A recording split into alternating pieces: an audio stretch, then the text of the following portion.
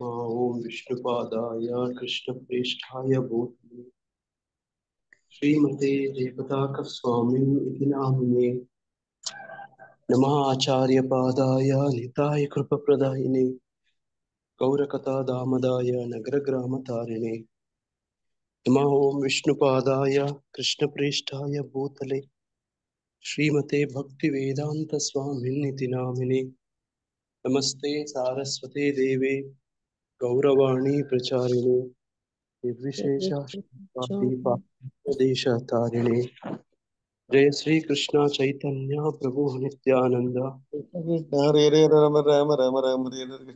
भक्तवृंद हरे कृष्ण कृष्ण कृष्ण हरे हरे हरे राम राम राम हरे हरे ओम अज्ञानतिमिरान्धस्य ज्ञानाञ्जनशलाकया चक्षुरुन्मिलितं येन तस्मै श्रीगुरवे नमः मूकं करोति वाचालिं भङ्गं लङ्घयते गिरिं यत्कृपातमहं वन्दे श्रीगुरुं दीनतारिणं परमानन्दमाधवं श्रीचैतन्यमीश्वरं हरि ओಂ तत्सत् ಹರಿ ಕೃಷ್ಣ. ಎಲ್ಲರಿಗೂ ದಿನದ ಗೀತಾರ್ಥ ಸ್ವಾರಸ್ಯ ಕಾರ್ಯಕ್ರಮಕ್ಕೆ ಮತ್ತೊಮ್ಮೆ ಸುಸ್ವಾಗತ. ಈ ದಿನ ನಾವು ಭಗವದ್ಗೀತೆಯ ರೂಪದ 16ನೇ ಅಧ್ಯಾಯದ 22ನೇ ಶ್ಲೋಕವನ್ನು ಅಧ್ಯಯನ ಮಾಡ್ತಿದ್ದೀರಿ.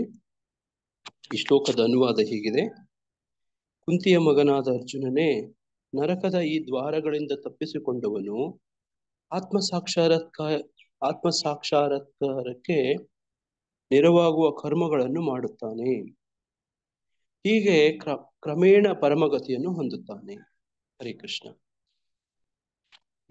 ಹೀಗೆ ಅಸುರಿ ಸ್ವಭಾವದವ್ರ ಬಗ್ಗೆ ಇಲ್ಲಿ ವಿಶೇಷವಾಗಿ ಪ್ರಸ್ತಾಪ ಮಾಡುತ್ತಿರೋದು. ಅವರಲ್ಲೂ ಕೂಡ ಒಂದು ಹಂತದಲ್ಲಿ, ಯಾವುದೋ ಒಂದು ಹಂತದಲ್ಲಿ ಹೀಗೆ ಎಷ್ಟೋ ಜನ್ಮಗಳಿಂದ, ಯುಗಗಳಿಂದ, ಕಲ್ಪಗಳಿಂದ ಈ ಚಕ್ರದಲ್ಲಿ ಸಿಕ್ಕಾಕೊಂಡಿದ್ವಿ. ಹೆಂಗೆ ಈ ನೋಡಿ, ಈ ಭೂಲೋಕ, ಇದಕ್ಕೆ ಮರ್ತ್ಯ ಲೋಕ ಅಂತ ಹೇಳ್ತಾರೆ. ಇದು ಮಧ್ಯ ಇರುವಂತ ಲೋಕ, ನಾವು ಪ್ರಸ್ತುತ ಇರುವಂತದ್ದು. ಇಲ್ಲಿಂದ ಆ ಬ್ರಹ್ಮ ಭುವನ ಲೋಕ ಪುನರಾವರ್ತಿನೋ ಅರ್ಜುನ. ನೋಡಿ, ಆ ಬ್ರಹ್ಮಲೋಕದಿಂದ ಈ ಭೂಲೋಕದವರೆಗೂ ಪುನರಾವರ್ತನೆ ಆಗ್ತಾ ಇದೀವಿ ನಾವು. ನೋಡಿ, ಪುಣ್ಯ ಗಳಿಸ್ತೀವಿ, ಮೇಲಿನ ಲೋಕಗಳಿಗೆ ಹೋಗಿ ಅವಾಗ ಪುಣ್ಯವನ್ನೆಲ್ಲನು ಭೋಗಿಸ್ತೀವಿ, ಖರ್ಚಾಗತ್ತೆ. ಆ ಖರ್ಚಾದಾಗ ಕ್ಷೀಣೆ ಪುಣ್ಯ ಮರ್ತ್ಯ ಲೋಕಂ ವಿಹಂತಿ. ಆ ಪುಣ್ಯ ಎಲ್ಲ ಖರ್ಚಾಯ್ತು, ವಾಪಸ್ ಭೂಲೋಕಕ್ಕೆ ಬರ್ತೀವಿ. ನೋಡಿ, ಮೇಲಕ್ಕೆ ಹೋಗ್ತೀವಿ, ಬೇರೆ ಬೇರೆ ಯಾವ್ದಾವ್ದೋ ಲೋಕಗಳು. ಯಾವ್ಯಾವ ಲೋಕಗಳು? ಭುವ ಸ್ವರ್ಗಲೋಕ, ಭುವರ್ ಲೋಕ, ಸ್ವರ್ಗಲೋಕ, ಅದ್ರ ಮೇಲೆ ಮಹರ್ಲೋಕ, ಅದ್ರ ಮೇಲೆ ಜನಲೋಕ, ತಪೋಲೋಕ, ನೋಡಿ ಬ್ರಹ್ಮಲೋಕ. ಈ ತರದ್ದು ಮೇಲಿನ 6 ಲೋಕಗಳಿದಾವೆ. ಹೋಗಿ ನಮ್ಮ ಪುಣ್ಯ ಭೂಲೋಕದಲ್ಲೇ ಪುಣ್ಯ ಸಂಪಾದನೆ ಮಾಡ್ಕೊಳಕ್ಕೆ ಅವಕಾಶ. ನೋಡಿ, ಮತ್ತೆ ಸಾಯೋದು ಕೂಡ ಮೇಲಿನ ಲೋಕಗಳಲ್ಲಿ ಸಾವಿಲ್ಲ. ಇದಕ್ಕೆ ಈ ನಾವಿರುವಂತದ್ದಕ್ಕೆ ಮರ್ತ್ಯ ಲೋಕ ಅಂತ ಹೇಳೋದು. ನೋಡಿ, ಅಲ್ಲಿಂದ ಪತನ ಆಗ್ತಾರೆ. ನೋಡಿ, ದೇವೇಂದ್ರ ಆತನು ಅಪರಾಧ ಮಾಡಿದಾಗ ಏನಾಗುತ್ತೆ, ಆತನು ಹಂದಿಯಾಗಿ ಭೂಲೋಕಕ್ಕೆ ಹುಟ್ಟುತ್ತಾನೆ. ನೋಡಿ, ಬ್ರಹ್ಮಲೋಕದಲ್ಲಿ ಶಪಿತರಾಗುವಂತ ನೋಡಿ ಗಂಗಾದೇವಿ, ನೋಡಿ ಮತ್ತೆ ಶಂತನು ಮಹಾರಾಜ, ನಿಮ್ಗೆ ಕತೆ ಗೊತ್ತು. ಅಲ್ಲಿ ಶಪಿತರಾದ್ರೆ ಭೂಲೋಕದಲ್ಲಿ ಹುಟ್ಟುತ್ತಾರೆ. ನೋಡಿ, ಅವರೆಲ್ಲರೂ ಪತನ. ಇದು ನೋಡಿ, ಕ್ಷೀಣೆ ಪುಣ್ಯ ಮರ್ತ್ಯಲೋಕ ವಿಹಂತಿ, ಅಲ್ಲಿಂದ ಬೀಳ್ತಾರೆ. ಅದು ಹೆಂಗೆ ಬೀಳ್ತಾರೆ ಅನ್ನೋದು ಕೂಡ ವಿವರಣೆಗಳು ನೋಡಿ ಇದಾವೆ ನಮ್ಮ ಶಾಸ್ತ್ರಗಳಲ್ಲಿ. ಹೆಂಗೆ ಬೀಳ್ತಾರೆ, ಮಳೆ ಜೊತೆ ಹೆಂಗ್ ಸೇರ್ಕೊಳ್ತಾರೆ, ಅದು ಭೂಮಿಗೆ ಹೆಂಗ್ ಬರುತ್ತದೆ, ಅದು ಹೆಂಗೆ ಒಂದು ಧಾನ್ಯದ ಒಳಗಡೆ ನೋಡಿ ಜೀವ ಪ್ರವೇಶ ಮಾಡುತ್ತೆ. ನೋಡಿ, ಈ ತರದೆಲ್ಲವೂ ಹಿಂದೆ ನಾವು ಚರ್ಚೆ ಮಾಡಿದೀವಿ ಅಲ್ವಾ. ನೋಡಿ, ಈ ತರದ್ರಲ್ಲಿ ಈ ಭೂಲೋಕದಿಂದ ಕೆಳಗಡೆ ಲೋಕಗಳು ನರಕಲೋಕ. ಈ ನರಕಲೋಕಕ್ಕೆ ಹೋದವರು ನರಕದಲ್ಲಿ ಹೆಂಗೆ ಒಂದು ಜೈಲಿಗೆ ಹೋಗಿ ಅಲ್ಲಿ ದಂಡನೆ ಸ್ವೀಕಾರ ಮಾಡಿ ಅವರ ಅವಧಿ ಒಂದಿಷ್ಟು ವರ್ಷ ಅವಧಿ ಅಂತ ಇರುತ್ತೆ, ಆ ವರ್ಷ ಮುಗಿದ್ಮೇಲೆ ವಾಪಸ್ ಅವ್ರು ಬಿಡುಗಡೆ ಆಗ್ತಾರೋ, ಅದೇ ತರನೇ ನರಕದಲ್ಲಿ ಇಷ್ಟು ವರ್ಷಗಳ ದಂಡನೆ, ಸಜೆ, ಶಿಕ್ಷೆ ಅಂತ ಆದ್ಮೇಲೆ ವಾಪಸ್ ಭೂಲೋಕದಲ್ಲಿ ಮತ್ತೆ ಹುಟ್ಟುವ ಅವಕಾಶ ಭಗವಂತ ಮಾಡಿಕೊಡ್ತಾನೆ. ನೋಡೋದಕ್ಕೆ ಪ್ರಕೃತಿ ಭಗವಂತನ ಅಧ್ಯಕ್ಷತೆಯಲ್ಲಿ ಇದೆಲ್ಲ ವ್ಯವಸ್ಥೆ ನಡೆಯುತ್ತೆ. ಮೈಯಧ್ಯಕ್ಷೇಣ ಸೂಯತೆ ಸಾ ಚರಾಚರಂ, ಇವೆಲ್ಲ ನಡೀತಾ ಇರುತ್ತೆ ನೋಡಿ. ಈ ತರದ ಒಂದು ವ್ಯವಸ್ಥೆ. ನರಕಕ್ಕೆ ಹೋಗೋದು, ದಂಡನೆ ಪಡ್ಕೊಳ್ಳೋದು, ಅಲ್ಲಿ ಪರಿವರ್ತನೆ ಆಗೋದು, ವಾಪಸ್ಸು ಭೂಲೋಕಕ್ಕೆ ಬರೋದು. ಅದೇ ಇದರಿಂದ ಕೆಳಗಡೆ ಇರುವಂತ ಲೋಕಗಳು ಯಾವಿದಾವೆ, ನರಕ ಲೋಕಗಳು, ಆ ಕೆಳಗಿನ ಪಾತಾಳ ಲೋಕಗಳು. ಅಂದ್ರೆ ನರಕ ಲೋಕ ಅದೊಂದು ಬೇರೆ, ಯಮಲೋಕ, ನರಕಲೋಕ, ಯಮಲೋಕ, ಅದ್ರ ಜೊತೆಗೆ ಪಿತೃಲೋಕ. ನಾವ್ ಹಿಂದೆ ಇವೆಲ್ಲ ಚರ್ಚೆ ಮಾಡಿದ್ವಿ ನೋಡಿ. ಇನ್ನೊಂದ್ಸತಿ ಈ ಚಿತ್ರದಲ್ಲಿ ನೋಡೋಣ ನೋಡಿ. ಇವುಗಳೆಲ್ಲ ವಿವರ ವರ್ಣನೆ ಇದೆ. ವಿಜ್ಞಾನಕ್ಕೆ ಇದು ಸಿಗೋದಿಲ್ಲ ನೋಡಿ. ಚಕ್ಷು ಶಾಸ್ತ್ರಗಳ ಮುಖಾಂತರನೇ ತಿಳ್ಕೊಳ್ಳೋದು. ಮತ್ತೆ ಬಹಳಷ್ಟು ಜನಕ್ಕೆ ನಮ್ಗೆ ಅನುಮಾನನೂ ಕೂಡ ಇರುತ್ತೆ, ಇವೆಲ್ಲ ನಿಜನಾ, ಇವೆಲ್ಲ ಕಟ್ಟುಕತೆನಾ, ಇವೆಲ್ಲ ಈ ನೋಡಿ. ಇವತ್ತು ವಿಜ್ಞಾನ ಓದ್ದವ್ರಿಗೆ ಈ ತರ ಹೇಳ್ಕೊಡ್ಲಾಗತ್ತೆ. ಯಾರೋ ಸ್ಕೂಲು ಕಾಲೇಜುಗಳಿಗೆ ಹೋಗಿ ಶಿಕ್ಷಣ ಪಡ್ಕೊಂಡವ್ರು ನೋಡಿ, ಸ್ವರ್ಗ ನರ್ಕನೆಲ್ಲ ನಂಬೋದಿಲ್ಲ, ದೇವ್ರು ದಿಂಡ್ರು ನೋಡಿ ಇವೆಲ್ಲ ಏನು ಇಲ್ಲ ಅಂತಾರೆ ನೋಡಿ. ನಾವೆಲ್ಲ ಸ್ಕೂಲು ಕಾಲೇಜುಗಳಲ್ಲಿ ಹಿಂಗೆ ಓದಿರೋದು ಅಲ್ವಾ? ಯಾರಾದ್ರೂ ಸ್ಕೂಲು ಕಾಲೇಜುಗಳಲ್ಲಿ ದೇವ್ರಿದ್ದಾರೆ ಅಂತ ಓದಿದ್ದೀರಾ? ದೆವ್ವ ಇದೆ ಅಂತ ಓದಿದ್ದೀರಾ? ಏನೂ ಇಲ್ಲ. ಇಲ್ಲ ಪ್ರಭು, ಹೇಳಲ್ಲ ಅದನ್ನ. ಹಾ ನೋಡಿ, ಆ ತರದೆಲ್ಲ ಹೇಳೋದಿಲ್ಲ ನೋಡಿ. ಈ ಚಿತ್ರದಲ್ಲಿ ನಮಗೆ ನರಕ ಲೋಕ ಎಲ್ಲಿದೆ ಅಂತ ಕಾಣ್ತಾ ಇದೆ. ಅತಲ ಕಾಣಿಸ್ತಿದ್ಯಾ? ಸುತಲ ತಲಾತಲ ಪಾತಾಳ. ಅದು ಬೇರೆ ಮಾತಾಜಿ. ಅದು ಅತಳ ಸುತ್ತಳ ತಳಾತಳ, ಅದು ಕೆಳಗಿನ ಲೋಕಗಳು. ಕೆಲವು ಸತಿ ಅದನ್ನ ನರಕ ಲೋಕಗಳು ಅಂತ ಕೂಡ ಹೇಳ್ಬಿಡ್ತಾರೆ, ಅಂದ್ರೆ ಕೆಳಗಿನ ಲೋಕಗಳು ಅನ್ನೋದಕ್ಕೆ. ಈಗ ಪ್ರಸ್ತುತ ಈಗ ನಾವು ಚರ್ಚೆ ಮಾಡ್ತಿರೋದು ನೋಡಿ, ಇಲ್ಲಿ ಮೊಬೈಲ್ ಸ್ಕ್ರೀನ್ ಕಾಣ್ತಿದ್ಯಲ್ಲ, ನರಕ ಲೋಕ ಅನ್ನುವಂಥದ್ದು ನೋಡಿ. ನೋಡಿ ಇದು ನಾವಿರುವಂತದ್ದು ಭೂಲೋಕ ನೋಡಿ. ನಾವು ಇದೇನು ಕಾಣ್ತಿದ್ದೀರಿ, ಭೂಮಂಡಲ, ಭೂಲೋಕ ನೋಡಿ. ಅದರಿಂದ ಕೆಳಗಡೆಗೆ ನೋಡಿ ನರಕ ಲೋಕ. ಇದಕ್ಕೂ ಎಷ್ಟೆಷ್ಟು ಯೋಜನೆಗಳು ದೂರ ಇದೆ ಅಂತ ಎಲ್ಲ ಭಾಗವತ ವರ್ಣನಲ್ಲಿದೆ ನೋಡಿ. ಅದ್ರ ಮೇಲೆ ಹೋದ್ರೆ ಭೂರ್ಲೋಕ ನೋಡಿ. ನಮ್ಮ ಭೂಲೋಕ ಇದು 7ನೇದು ನೋಡಿ. ಅದ್ರ ಮೇಲೆ ಹೋದ್ರೆ ನೋಡಿ ಭುವರ್ಲೋಕ ಇದೆ, ಸ್ವರ್ಗಲೋಕ ಇದೆ ನೋಡಿ. ಅದ್ರ ಮೇಲೆ ಮಹರ್ಲೋಕ ಇದೆ, ಜನಲೋಕ, ತಪೋಲೋಕ ನೋಡಿ, ಸತ್ಯಲೋಕ. ಒಂದರಿಂದ ಒಂದಕ್ಕೆ ಎಷ್ಟೆಷ್ಟು ಯೋಜನೆಗಳು, ದೂರಗಳು ನೋಡಿ, ಇದೆಲ್ಲ ವಿವರ ಇದೆ ನೋಡಿ. ಅದರಲ್ಲಿ ಕೆಳಗಡೆ ಇಲ್ಲಿ ನರಕ ಲೋಕ ಅಂತ ಹೇಳ್ತಿರೋದು, ನರಕದ ಈ ದ್ವಾರಗಳಿಂದ ತಪ್ಪಿಸಿಕೊಂಡವನು ಅಂದ್ರೆ ನೋಡ್ರಿ ಹಿಂಗೆ ಈ ಲೋಕ ನರಕ ಲೋಕ ನೋಡಿ. ಇದಕ್ಕೆ ನೋಡಿ ಅದ್ರ ಪಕ್ಕದಲ್ಲೇ ನೋಡಿ, ಈ ಕಡೆಗೆ ಪಿತೃಲೋಕ ಅಂತ ಕಾಣ್ತಿದೆ ನಿಮ್ಗೆ. ನರಕ ಲೋಕ ನೋಡಿ, ಪಿತೃಲೋಕ ನೋಡಿ. ಆರ್ಯಮಾನ್ ಪಿತೃಲೋಕದಲ್ಲಿ ಆಡಳಿತ ಮಾಡ್ತಿದ್ರೆ, ಯಮರಾಜ ನರಕ ಲೋಕದಲ್ಲಿ ನೋಡಿ ಆತ ದಂಡನೆ ಕೊಡುವಂಥದ್ದು, ಈ ತರದೆಲ್ಲ ವ್ಯವಸ್ಥೆ ಮಾಡ್ತಿರ್ತಾನೆ ನೋಡಿ. ಈ ತರದ್ದು ಎಲ್ಲ ಒಂದು ನೋಡಿ. ಇವುಗಳನ್ನೆಲ್ಲನೂ ನೋಡಿ, ಇದು ಕೆಳಗಡೆ ಪತನ ಅಂತ ಹೇಳೋದು, ಈ ಭೂಲೋಕದಿಂದ ಪತನ ನೋಡಿ. ಅದ್ರ ಕೆಳಗಡೆ ಬಂದ್ರೆ ನಿಮ್ಗೆ ಬೇರೆ ಬೇರೆ ಲೋಕಗಳು ಕೂಡ ನೋಡಿ. ಅದಕ್ಕೆ ನರಕ ಲೋಕಗಳು ಅಂತ ಹೇಳ್ಬಿಡ್ತಾರೆ ಕೆಲವು ಸತಿ ನೋಡಿ. ಗಳು ಅಂತ ಹೇಳಿದ್ರೆ ನೋಡಿ ಇವೆಲ್ಲ ಬರುತ್ತೆ. ಯಾವ್ದು ನೋಡಿ, ಭೂಮಿಯಿಂದ ಕೆಳಗಡೆ ಅತಳ, ಅದ್ರ ಕೆಳಗಡೆ ವಿತಳ, ಅದ್ರ ಕೆಳಗಡೆ ಸುತಳ, ಅದ್ರ ಕೆಳಗಡೆ ತಳಾತಳ, ಮಹಾತಳ, ರಸಾತಳ, ಪಾತಾಳ. ಈಗ ಇವುಗಳದ್ದು ಕೆಲವು ನಮ್ಗೆಲ್ಲನೂ ಕೂಡ ಪರಿಚಯ ಇದಾವೆ. 5ನೇ ಸ್ಕಂದದಲ್ಲಿ ಓದಿದ್ರೆ ಯಾವ್ಯಾವ ಲೋಕದಲ್ಲಿ ಯಾರ್ಯಾರು ಆಡಳಿತ ಮಾಡ್ತಿರ್ತಾರೆ ಅನ್ನುವಂಥದ್ದು ವಿವರ ಅದರಲ್ಲಿದೆ. ಸ್ವಲ್ಪ ಮಾಹಿತಿ ಇದೆ ನೋಡಿ. ಯಾರಿಗಾದ್ರೂ ಹೆಚ್ಚಿನ ವಿಷಯ ಬೇಕಿದ್ರೆ ಓದ್ಕೋಬಹುದು ನೋಡಿ. ಅದಕ್ಕೆ ಕೆಲವು ಸತಿ ಈ ಭೂಲೋಕದಿಂದ ಕೆಳಗಡೆ ಇರೋ ಕಾರಣವಾಗಿ ನೋಡಿ ಇವುಗಳನ್ನೆಲ್ಲನೂ ನರಕ ಲೋಕಗಳು, ಪಾತಾಳ ಲೋಕಗಳು ಅಂತ ಹೇಳ್ಬಿಡ್ತಾರೆ.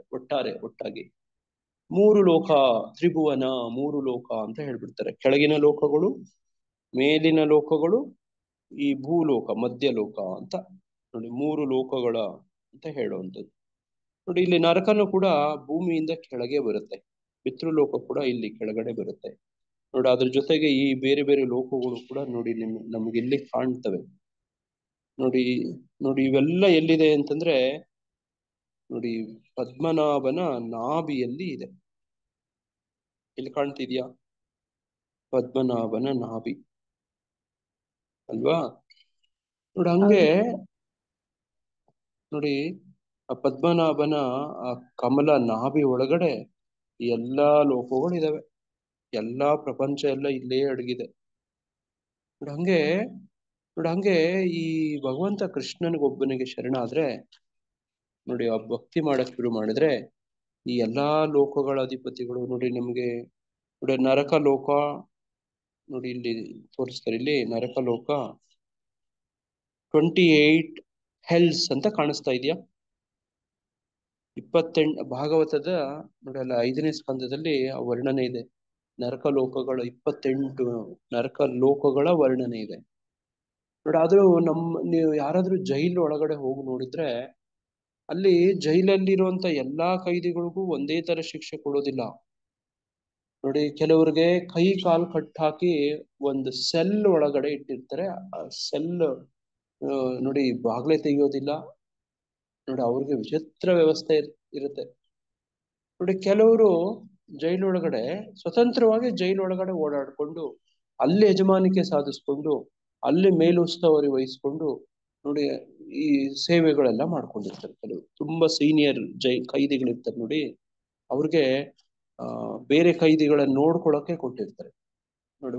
ನೋಡಿ ಕೆಲವು ಕೈದಿಗಳು ಈ ಬೇರೆ ಕೈದಿಗಳು ಊಟ ಬಡಿಸ್ತಾರೆ ನೋಡಿ. ಯಾರಾದ್ರೂ ನಿಮ್ಮಂತ ಭಕ್ತರು ಅಲ್ಲಿ ಹೋಗಿ ಪ್ರವಚನ ಮಾಡ್ತೀವಿ, ಆ ಕೈದಿಗಳಿಗೋಸ್ಕರ ಒಂದು ಕೀರ್ತನೆ ಮಾಡಿಸ್ತೀವಿ ಅಂತಂದ್ರೆ ಕೆಲವ್ರನ್ನೆಲ್ಲ ಬಂದು ಕೂತ್ಕೊಳ್ಳೋಕೆ ಅನುಮತಿ ಕೊಡ್ತಾರೆ, ಕೆಲವ್ರನ್ನೆಲ್ಲ ಅಲ್ಲಿಗೆಲ್ಲ ಬರೋದಕ್ಕೆ ಅನುಮತಿ ಕೊಡೋದಿಲ್ಲ ನೋಡಿ. ಅಲ್ಲೂ ಕೂಡ ಬೇರೆ ಬೇರೆ ತರ ಇರುತ್ತೆ ನೋಡಿ. ಹಂಗೆ ಈಗ ಗಂಡ್ ಮಕ್ಕಳು ಬೇಕು ಅಂತ ಬಯಸುವಂತವ್ರು ಯಾಕೆ ಅಂದ್ರೆ ಪುತ್ರ ಪುಂನಾಮ ನೋಡಿ ಅನ್ನುವಂಥದ್ದು ಒಂದು ನರಕ ಅಂತ ಇದೆ. ಹೂ ಅನ್ನೋದು ಒಂದು ನರಕ ಇದೆ 28ರಲ್ಲಿ, ಅದು ಒಂದು ನೋಡಿ. ಆ ನರಕ ವಿಶೇಷವಾಗಿ ಅದರಿಂದ ಬಿಡುಗಡೆಗೊಳಿಸೋನು ಅನ್ನೋದು ಅರ್ಥ ನೋಡಿ. ಹಂಗೆ 28 ನರಕ ಲೋಕಗಳಿದಾವೆ. ತರ ಅಲ್ಲಿ ದಂಡನೆ ಅವ್ರ ಮಾಡಿದ ಕರ್ಮಾನುಸಾರ ಸಿಗತ್ತೆ ನೋಡಿ. ಈ ತರದೆಲ್ಲ ಒಂದು ಹಿನ್ನೆಲೆ ಇಟ್ಕೊಂಡು ಈ ಶ್ಲೋಕವನ್ನು ಅರ್ಥ ಮಾಡ್ಕೊಳ್ಳುವಂತ ಪ್ರಯತ್ನ ಮಾಡೋಣ ನೋಡಿ. ಯಾವ್ಯಾವ ಲೋಕದಲ್ಲಿ ನೋಡಿ ಈ ಕೆಳಗಿನ ಲೋಕದಲ್ಲಿ ಯಾರ್ಯಾರು ವಾಸ ಮಾಡ್ತಿದ್ದಾರೆ, ಏನೇನ್ ಮಾಡ್ತಾರೆ ಅಲ್ಲಿ ನೋಡಿ. ಅತಳದಲ್ಲಿ ನೋಡಿ ಮಯಾದಾನವ ನೋಡಿ. ವಿತಳದಲ್ಲಿ ನೋಡಿ ಶಿವ ಪಾರ್ವತಿ ನೋಡಿ. ಅದರ ಸುತಳದಲ್ಲಿ ಬಲಿ ಮಹಾರಾಜ. ತಳಾತಳದಲ್ಲಿ ಮಯಾದಾನವ ನೋಡಿ. ಅತಳದಲ್ಲಿ ಮಯಾದಾನವನ ಮಗ ನೋಡಿ. ಹಿಂಗೆ ಮಹಾತಳದಲ್ಲಿ ನಾಗಗಳು ನೋಡಿ. ರಸಾತಳದಲ್ಲಿ ದೈತ್ಯರು, ಪಾತಾಳದಲ್ಲಿ ಮತ್ತೆ ವಾಸುಕಿ ನಾಗ ನೋಡಿ. ಈ ತರದ ಎಲ್ಲ ವಿವರ ವರ್ಣನೆ ತಿಳುವಳಿಕೆ ಎಲ್ಲ ಇದೆ ನೋಡಿ. ಇದು ನಿಜವಾದ ಜ್ಞಾನ, ಶಾಸ್ತ್ರಾಧಾರಿತವಾಗಿ ಅವು ಎಲ್ಲಿದಾವೆ ಅನ್ನುವಂಥದ್ದು ಕೂಡ ನೋಡಿ ನಮಗೊಂದು ಸ್ವಲ್ಪ ಸ್ಪಷ್ಟನೆ ಸಿಗ್ತಾ ಇದೆ ನೋಡಿ. ಹಂಗೆ ಈ ದ್ವಾರಕ್ಕೆ ಹೋಗೋಕೆ ಎಷ್ಟು ದ್ವಾರಗಳಿದಾವೆ? ಈ ನರಕಕ್ಕೆ ಹೋಗೋಕೆ 3 ದ್ವಾರಗಳಿದಾವೆ. ಯಾವ್ಯಾವು? ಕಾಮ, ಕಾಮ, ಕ್ರೋಧ, ಲೋಭ. ಲೋಭ. ಈಗ ಇದೆಲ್ಲ ಗೊತ್ತಾಗೋಯ್ತು. ಇಷ್ಟೆಲ್ಲ ಯಾಕೆ ನಾವೆಲ್ಲ ಓದಿದ್ವಿ, ಹೇಳಿದ್ವಿ, ತಿಳ್ಕೊಂಡ್ವಿ ಅಂತಂದ್ರೆ ವಿವೇಕಿಗಳಾಗಕ್ಕೆ. ವಿವೇಕಿಗಳಿಗೆ ಏನಿರುತ್ತೆ? ಪ್ರತಿಯೊಬ್ಬ ವಿವೇಕಿಯು ಇವುಗಳನ್ನು ಬಿಡಬೇಕು, ಏಕೆಂದರೆ ಅವು ಆತ್ಮದ ಅವನತಿಗೆ ಕಾರಣವಾಗುತ್ತವೆ. ನಿನ್ನೆ ಓದಿದ್ವಿ. ವಿವೇಕಿಯಲ್ಲಿ ಏನ್ ಗುಣ ಇರುತ್ತೆ? ಅಹಂ ಇರುತ್ತೆ ಪ್ರಭು. ವಿವೇಕಿಯಲ್ಲಿ ಯಾವ ಗುಣ, ಒಳ್ಳೆ ಗುಣ ಇರುತ್ತೆ? ಒಳ್ಳೆ ಯೋಚನೆ ಮಾಡುವ ಶಕ್ತಿ ಇರುತ್ತೆ ಪ್ರಭು. ಜ್ಞಾನ ಇರುತ್ತೆ ಪ್ರಭು. ಜ್ಞಾನ ಇರುತ್ತೆ. ಜ್ಞಾನ. ನಾವ್ ಹಿಂದೆ ಶಕ್ತಿಗಳ ಬಗ್ಗೆ ಯೋಚನೆ ಮಾಡಿದ್ವಿ. ಏನೇನ್ ಶಕ್ತಿ? ಗ್ರಹಣ ಶಕ್ತಿ, ವಿವೇಚನ ಶಕ್ತಿ, ಧಾರಣ ಧಾರಣ ಶಕ್ತಿ, ವಿವೇಚನ ಶಕ್ತಿ ನೋಡಿ. ಈ ತರದೆಲ್ಲನು ನಾವು ಚರ್ಚೆ ಮಾಡಿದ್ವಿ ಅಲ್ವಾ ನೋಡಿ. ವಿವೇಚನ ಶಕ್ತಿ, ವಿವೇಕಿಯಲ್ಲಿ ವಿವೇಚನೆ ಇರುತ್ತೆ ನೋಡಿ. ಈ ತರದೊಂದು ಅವಕಾಶ ನೋಡಿ. ಶ್ರೀಲ ಪ್ರಭುಪಾದರ ಪುಸ್ತಕಗಳನ್ನೆಲ್ಲ ಓದೋದು, ಕೇಳೋದು ನೋಡಿ, ವಿಷಯ ತಿಳ್ಕೊಳ್ಳೋದು, ಈ ತರದೆಲ್ಲವೂ ಗ್ರಹಣ ಶಕ್ತಿ. ಓದೋದು, ಕೇಳೋದು, ಇದನ್ನೆಲ್ಲ ಗ್ರಹಣ ಶಕ್ತಿ ನೋಡಿ. ಈಗೆಲ್ಲ ತಿಳ್ಕೊಂಡ್ವಲ್ಲ, ಈ ವಿಷಯ ಏನಕ್ಕೆ? ವಿಷಯ ಬರೀ ಮಾಹಿತಿಗಲ್ಲ, ಏನೋ ಪರಿವರ್ತನೆ ಆಗ್ಬೇಕು. ಎಲ್ಲೋ ಒಂದ್ ಕಡೆ ನೋಡ ಅದು ತಿಳ್ಕೊಂಡಿದ್ರೆ ನೋಡ ಅದು ಗ್ರಹಣ ಶಕ್ತಿ ಆಯ್ತಾ? ಕೇಳಿಸ್ಕೊಂಡ್ರ? ಈಗ ಅದನ್ನ ಧಾರಣೆ ಮಾಡ್ಕೋಬೇಕು. ಹೆಂಗೆ ಧಾರಣೆ ಮಾಡ್ಕೊಂಡಿರೋದು, ಅದನ್ನ ಜ್ಞಾಪಕ ಇಟ್ಕೊಂಡಿರೋಂಥದ್ದು. ಸೂಕ್ತ ಸಂದರ್ಭ ಸಮಯ ಬಂದಾಗ ಅದನ್ನ ಉಪಯೋಗಿಸ್ಕೊಳ್ಳೋದು. ನೋಡಿ, ಆ ಜ್ಞಾನ ಬೆಳೆಸ್ಕೊಳ್ಳೋದು. ನೋಡಿ, ಮೊನ್ನೆ ಅಭಿಮನ್ಯು ಹೇಗೆ ಚಕ್ರವ್ಯೂಹ ಭೇದಿಸೋದನ್ನ ಕಲ್ತ್ಕೊಳ್ತಾನೆ ಅಂತ ನಮ್ಮ ರಥಯಾತ್ರಾ ಪ್ರಭುಜರು ಹೇಳ್ಕೊಡ್ತಿದ್ರು. ಜ್ಞಾಪಕ ಇದೆಯಾ ಅಲ್ವಾ? ಎಲ್ಲಿ ಕೇಳಿ ತಿಳ್ಕೊಳ್ತಾನೆ ಅಂತ? ತಾಯಿ ಹೊಟ್ಟೆಯಿಂದ ಕೇಳ್ತಾರೆ. ಗರ್ಭದಲ್ಲಿದ್ದಾಗ ಗರ್ಭದಲ್ಲಿ ನೋಡಿ, ಗರ್ಭದಲ್ಲಿದ್ದಾಗ. ಅದೇ ಪ್ರಹ್ಲಾದ ಮಹಾರಾಜನು ಕೂಡ ಆತನಿಗೆ ನಾರದ ಶಿಕ್ಷಣ ಯಾವಾಗ ಕೊಡ್ತಾರೆ? ಗರ್ಭದಲ್ಲಿದ್ದಾಗ. ನೋಡಿ, ಈ ತರದೆಲ್ಲ ವಿಶೇಷಗಳನ್ನ ನಾವು ನೋಡಿ ಕೆಲವನ್ನೆಲ್ಲ ಓದಿದೀವಿ, ಕೇಳಿದೀವಿ. ನೋಡಿ, ಇದು ಗ್ರಹಣ ಶಕ್ತಿ, ಕೇಳೋದು. ಮತ್ತೆ ನೋಡಿ, ಆ ಮಗು ಭ್ರೂಣದಲ್ಲಿದ್ದಾಗ ಕೇಳಿ ಧಾರಣೆ ಮಾಡಿಟ್ಕೊಂಡಿರ್ತಾರೆ. ನೋಡಿ, ಮೆಮರಿ ಪವರ್, ಜ್ಞಾಪಕ ಹಂಗೇ ಉಳಿಸ್ಕೊಂಡಿರ್ತಾರೆ. ನೋಡಿ, ಧಾರಣ ಶಕ್ತಿ. ನೋಡಿ, ಆ ಧಾರಣ ಶಕ್ತಿ ಹಂಗೇ ಇಟ್ಕೊಂಡಿರೋದು ಇನ್ಫಾರ್ಮೇಶನ್. ಈಗ ಸಂದರ್ಭ ಬರುತ್ತೆ ನೋಡಿ, ಈಗ ಕಾಮ, ಕ್ರೋಧ, ಲೋಭ ನಮ್ಮಲ್ಲಿ ಏನಾದ್ರೂ ಜಾಸ್ತಿ ಆದಾಗ ನಾವು ಈಗ ಏನ್ ಮಾಡ್ಬೇಕು? ನಾವು ಗ್ರಹಣ ಮಾಡಿಕೊಂಡು ಧಾರಣೆ ಮಾಡಿ ಇಟ್ಕೊಂಡು ಈಗ ವಿವೇಚನೆ ಮಾಡ್ಬೇಕು. ವಿವೇಕಿಯಾದವನು, ಪ್ರತಿಯೊಬ್ಬ ವಿವೇಕಿಯು ಇವುಗಳನ್ನ ಬಿಡಬೇಕು. ಈಗ ನಮ್ಮ ವಿವೇಚನ ಶಕ್ತಿ ಬೆಳೆಸ್ಕೋಬೇಕು, ವಿವೇಚನೆ ಮಾಡ್ಬೇಕು. ವಿವೇಕಿ ಏನ್ ಮಾಡ್ತಾನೆ ಅಂದ್ರೆ ವಿವೇಚನೆ ಮಾಡ್ತಾನೆ. ನೋಡಿ, ವಿವೇಕಿ ಏನ್ ಮಾಡ್ತಾನೆ ಅಂದ್ರೆ ವಿವೇಚನೆ ಮಾಡ್ತಾನೆ. ಅದಕ್ಕೆ ಆತನ ವಿವೇಕಿ ಅಂತ ಹೇಳೋದು. ವಿವೇಚನಾ ಶಕ್ತಿ ಇರೋವನು ವಿವೇಕಿ. ನೋಡಿ, ಈಗ ಅವನು ಕಾಮ, ಕ್ರೋಧ, ಲೋಭ ಅವಾಗವಾಗ ನಮ್ಗೆ ನೋಡಿ, ನಮ್ಮಲ್ಲಿ ಜಾಸ್ತಿ ಆಗ್ತಿರುತ್ತೆ. ಸಂದರ್ಭ, ಪರಿಸ್ಥಿತಿ ನೋಡಿ ನಮ್ಮನ್ನು ಪ್ರಚೋದನೆ ಮಾಡುತ್ತೆ. ಕಾಮ ಜಾಸ್ತಿ ಆಗತ್ತೆ. ನೋಡಿ, ಅದು ಪೂರೈಕೆ ಆಗದೆ ಇದ್ರೆ ಕ್ರೋಧ ಬರುತ್ತೆ. ನೋಡಿ, ಆ ಕ್ರೋಧ ಲೋಭಕ್ಕೆ ಕಾರಣ ಆಗತ್ತೆ. ಇವೆಲ್ಲ ಜೊತೆಗೆ ಆಗತ್ತೆ.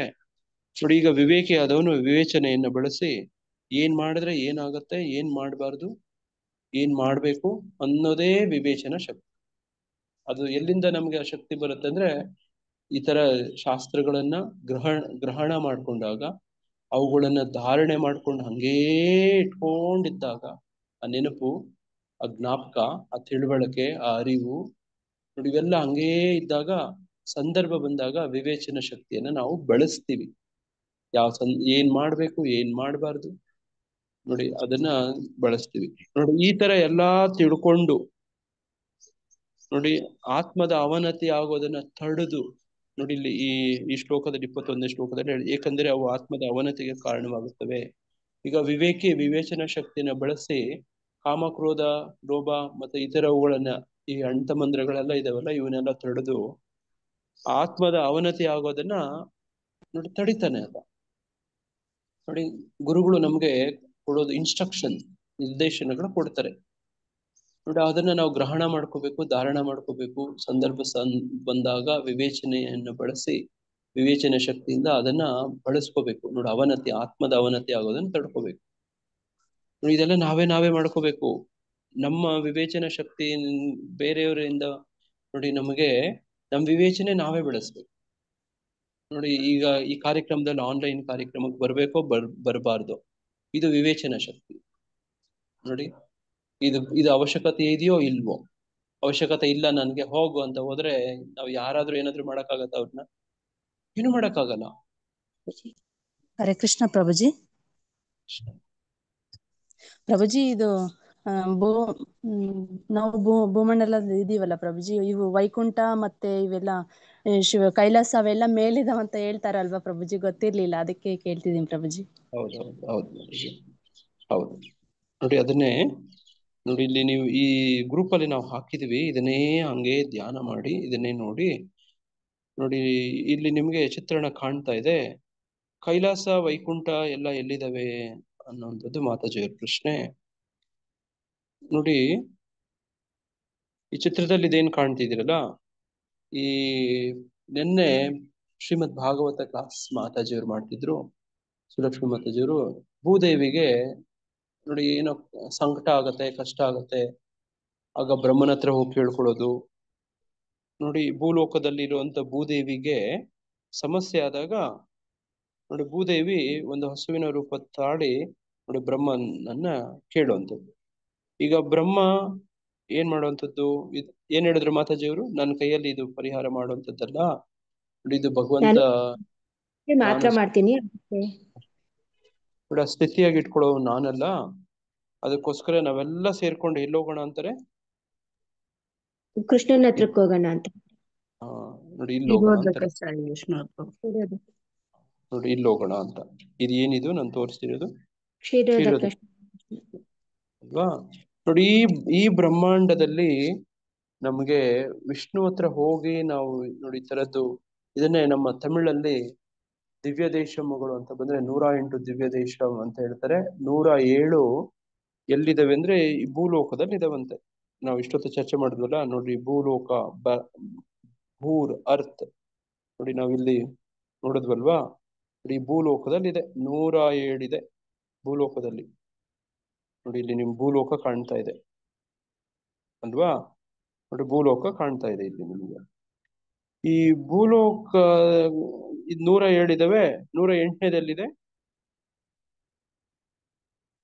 ಪಾರ್ಕಡಲ್, ಅದೇ ಕ್ಷೀರೋದ ಕಷಾಯ ವಿಷ್ಣು.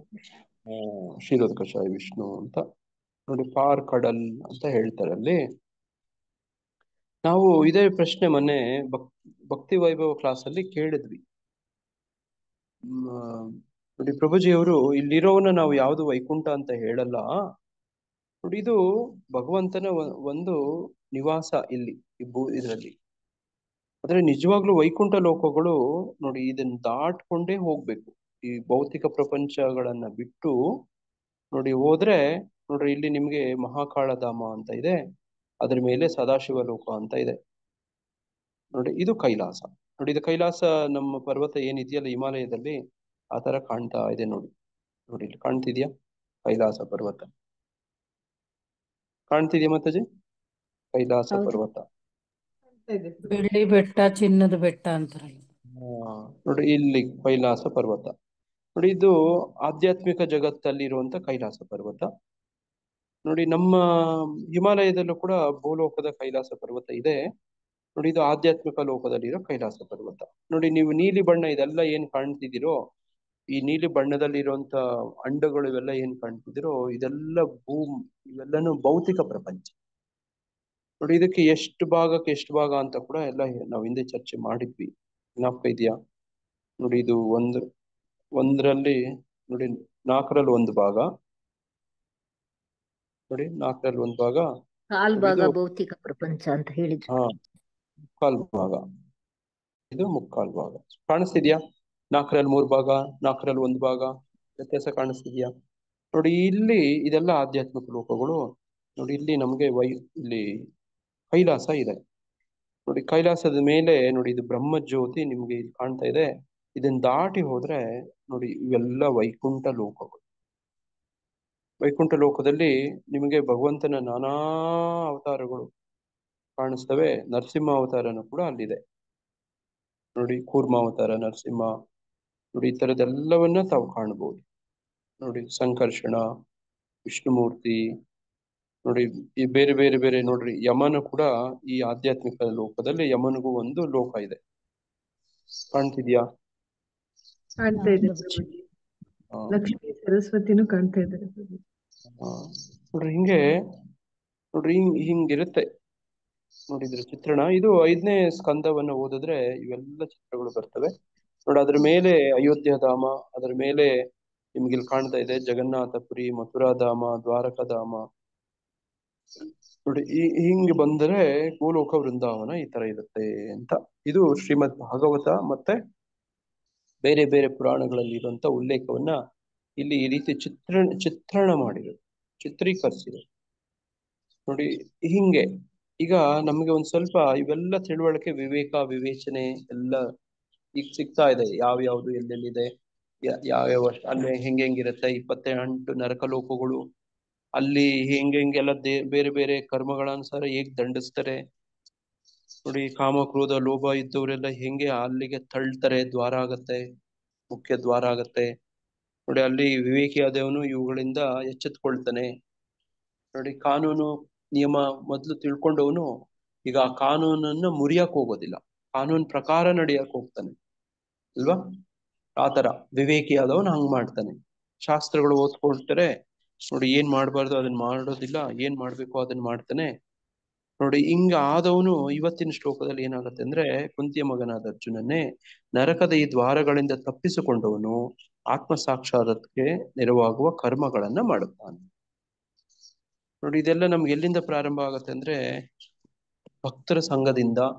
ಭಕ್ತರ ಸಂಘದಲ್ಲಿ ನೋಡಿ ಈ ತರದ ಒಂದು ಅಧ್ಯಯನ ಮಾಡಿದಾಗ ನೋಡಿ ನೋಡಿ ಈ ಈ ಕೇಳೋದು ಓದೋದು ತಿಳ್ಕೊಂಡದನ್ನ ನಾವೆಲ್ಲಾನು ಧಾರಣೆ ಮಾಡ್ಕೊಂಡಾಗ ಗ್ರಹಣ ಮಾಡ್ಕೊಂಡು ಧಾರಣೆ ಮಾಡ್ಕೊಂಡು ನೋಡಿ ವಿವೇಚನಾ ಶಕ್ತಿ ಇಟ್ಕೊಂಡು ಯಾವಾಗ ಆ ಪರಿಸ್ಥಿತಿ ಸಂದರ್ಭ ಬಂದಾಗ ವಿವೇಚನೆಯನ್ನ ಬಳಸೋದು. ವಿವೇಚನೆ ಬಳಸೋದಂದ್ರೆ ಏನು ನೋಡಿ ಇಲ್ಲಿ ಯಾವ ಕಾಮ ಕ್ರೋಧ ಲೋಭಗಳ ಸಂದರ್ಭ ಬಂದಾಗ ಅವುಗಳಿಗೆ ನಿಭಾಯಿಸೋದು, ಸರಿಯಾಗಿ ನಿಭಾಯಿಸೋದು.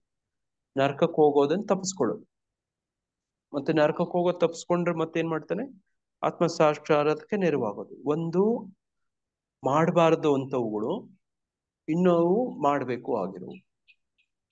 ನೋಡಿ ನಮ್ಮ ಆ ಯೋಗ ಪದ್ಧತಿಯಲ್ಲಿ, ಅಷ್ಟಾಂಗ ಯೋಗ ಪದ್ಧತಿಯಲ್ಲಿ ಮೊದಲನೇದು ಯಾವುದು, ಎರಡನೇದು ಯಾವುದು? ಯಮ ಪ್ರಭುಜಿ, ಯಮ ಆಮೇಲೆ ನಿಯಮ, ಯಮ ನಿಯಮ ಜನ ಧಾರಣ. ನೋಡಿ ಹಂಗೆ ನೋಡಿ ಅಲ್ಲಿ ಯಮ ನಿಯಮ, ರೂಲ್ಸ್ ಅಂಡ್ ರೆಗ್ಯುಲೇಷನ್ಸ್. ನೋಡಿ ಏನೆಲ್ಲನು ಮಾಡಬಾರ್ದು, ಏನೆಲ್ಲ ಮಾಡ್ಬೇಕು. ಇಲ್ಲಿಂದ ನೋಡಿ ಆಧ್ಯಾತ್ಮಿಕ ಬದುಕು ಶುರು ಆಗತ್ತೆ.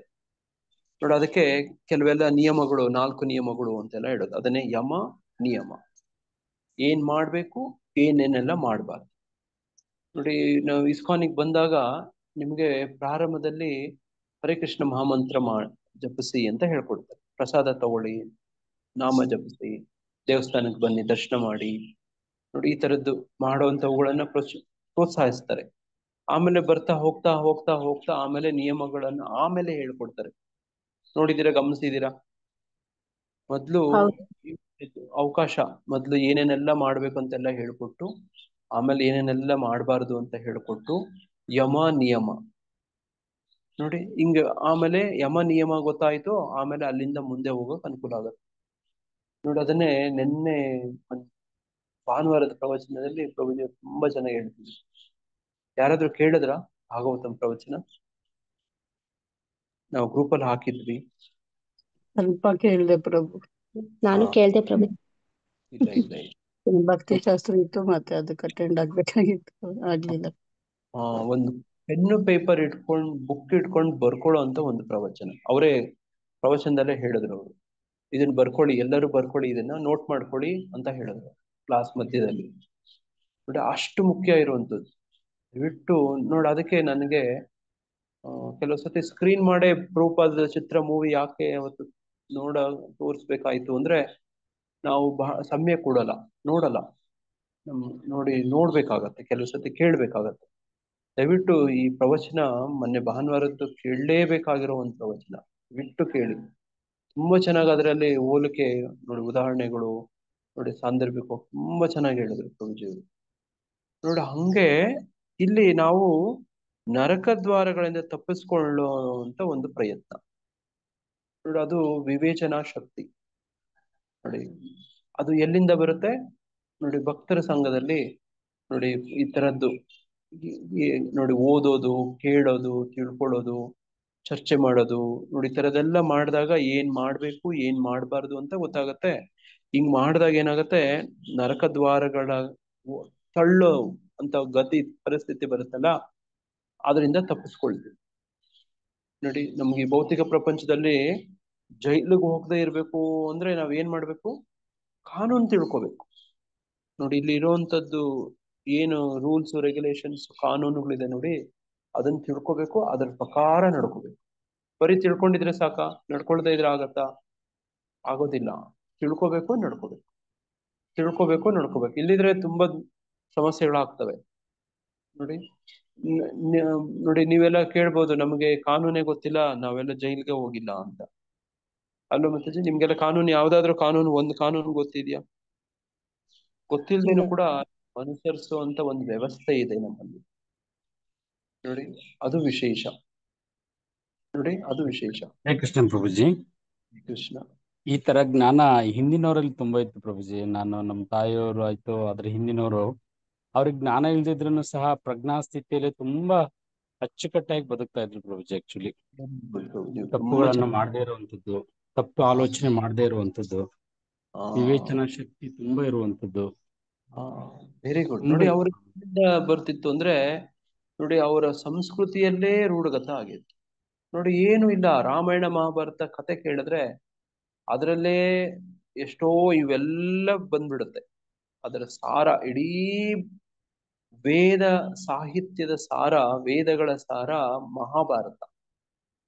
ನೋಡಿ ಅದರಲ್ಲಿ ನೋಡಿ ಅದನ್ನೇ ಪಂಚಮ ವೇದ ಅಂತ ಹೇಳೋದು. ನೋಡಿ ಇದನ್ನೇ ನಾವು ಹಿಂದೆ ಓದಿದೀವಿ. ವೇದಗಳನ್ನು ಓದೋದಕ್ಕೆ ಸ್ತ್ರೀಯರಿಗೆ ನೋಡಿ ಶೂದ್ರರಿಗೆ ನೋಡಿ ಅರ್ಹರಲ್ಲ, ಯೋಗ್ಯರಲ್ಲ, ಅದು ಅರ್ಥನೂ ಆಗಲ್ಲ. ನಿಜ ಹೇಳ್ಬೇಕಂದ್ರೆ ಅದು ಅರ್ಥನೂ ಆಗಲ್ಲ.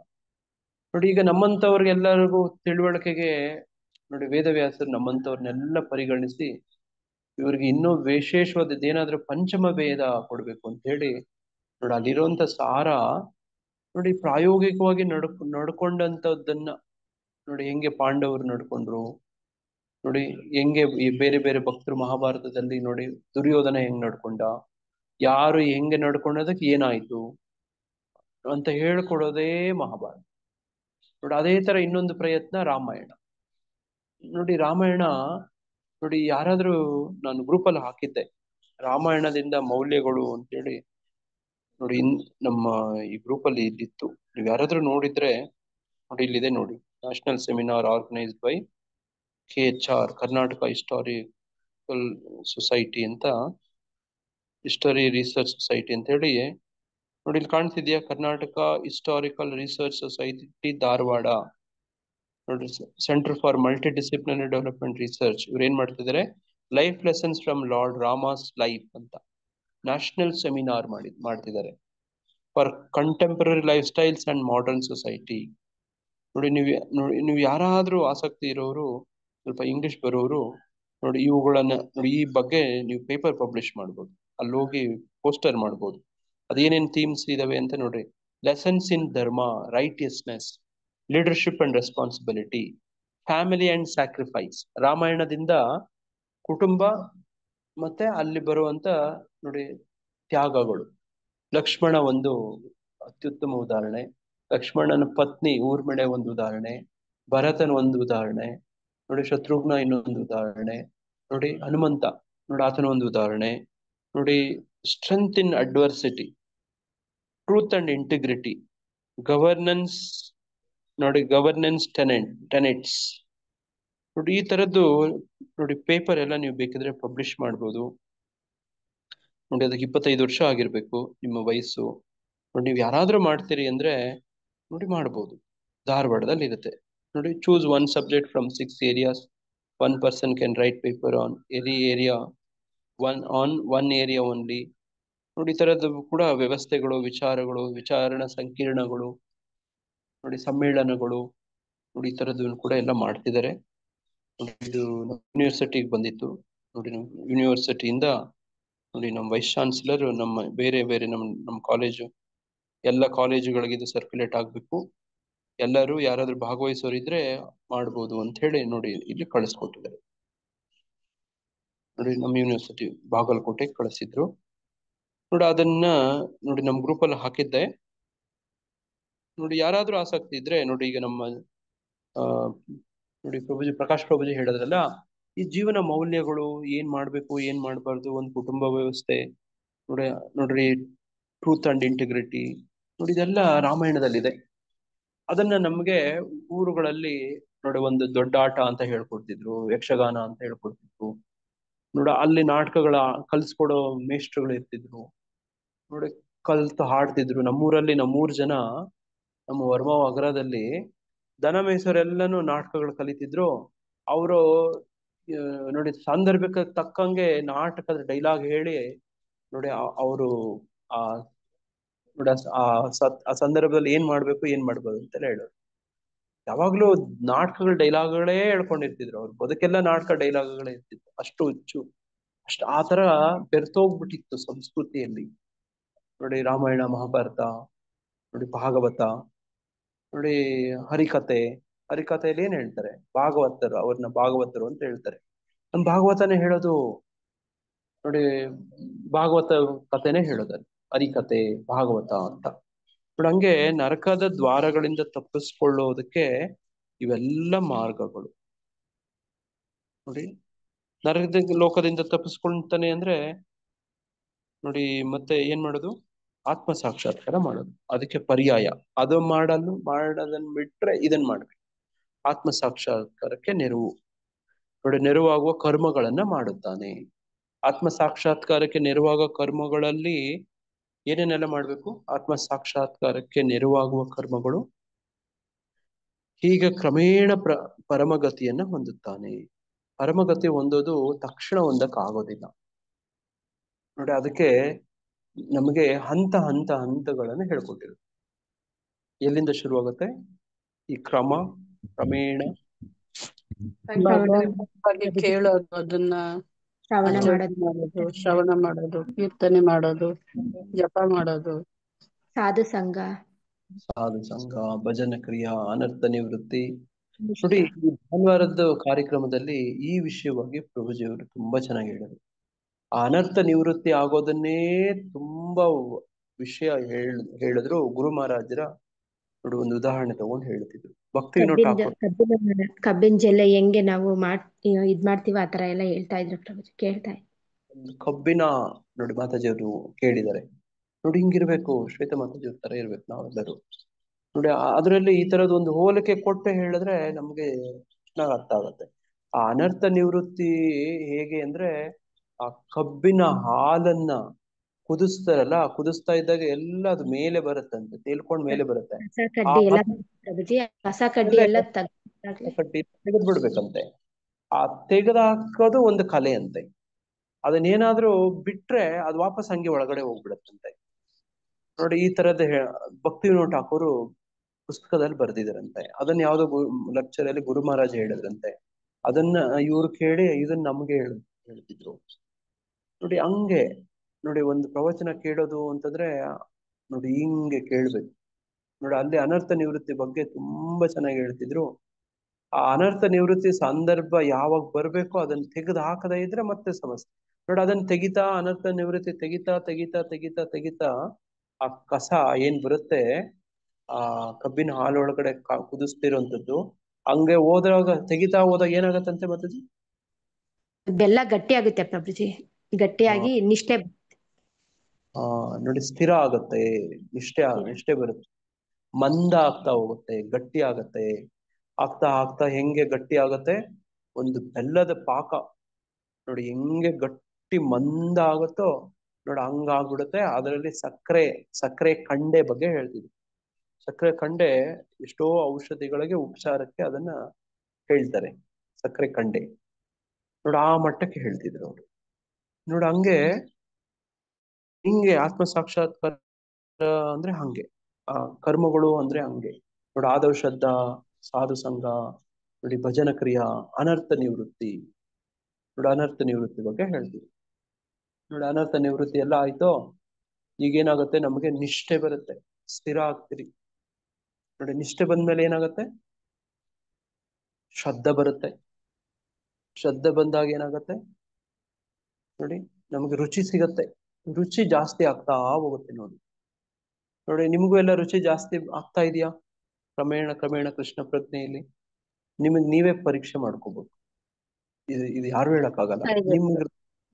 ನಿಮಗೆ ರುಚಿ ಸಿಗ್ತಿದೆಯೋ ಇಲ್ಲೋ ಅಂತ ಹೇಳಿ ಬೇರೆ ಯಾರು ಹೇಳಕ್ಕಾಗಲ್ಲ. ಭಕ್ತರಿಗೆ 24 hours ಸಾಕಾಗ್ತಾ ಇಲ್ಲ.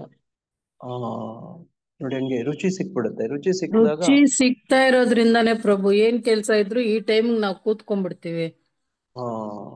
ನೋಡಿ ನಿಮ್ ಕೆಲ್ಸ ಮಾಡ್ಕೊಂಡ್ ಬೇಕಾದ್ರೂ ಕೇಳಿ. ನೋಡಿ ಕೂತ್ಕೊಂಡು ಕೇಳ್ತೀವಿ ಅಂದ್ರೆ ಸಮಯ ಇದೆ ಅಂದ್ರೆ ಪರವಾಗಿಲ್ಲ. ನೋಡಿ ಒಂದು ಪೆನ್ ಪೇಪರ್ ಇಟ್ಕೊಂಡು ಬರ್ಕೋಬೇಕು. ನೋಡಿ ಅದನ್ನ ನಮ್ಮ ಯಮುನಾ ಮಹಾಪಾವನಿ ಮಾತಾಜಿಯವರು ತುಂಬಾ ಚೆನ್ನಾಗಿ ಮಾಡ್ತಾರೆ ಇದನ್ನ. ನೋಡಿ ಹಂಗೆ ನೋಡಿ ಆ ರುಚಿ ಸಿಕ್ಕೋಯ್ತು, ಮುಂದೆ ಭಾವ ಹಂತಕ್ಕೆ ಬರ್ತಾರೆ. ನೋಡಿ ಈ ಭಾವ ಅಂತ ಇದೆಲ್ಲ ಯಾಕೆ ಹೇಳ್ತಿದ್ರು ಮಾತಾಜಿ? ಭಾವ ನೋಡಿ ಆ ಪ್ರವಚನದಲ್ಲಿ ಭಾವ ಅಂತಾನೇ ಇತ್ತು. ಯಾಕಂದ್ರೆ ಅದಿನ ಶ್ಲೋಕ ಅದ್ರ ಬಗ್ಗೆನೇ ಇತ್ತು.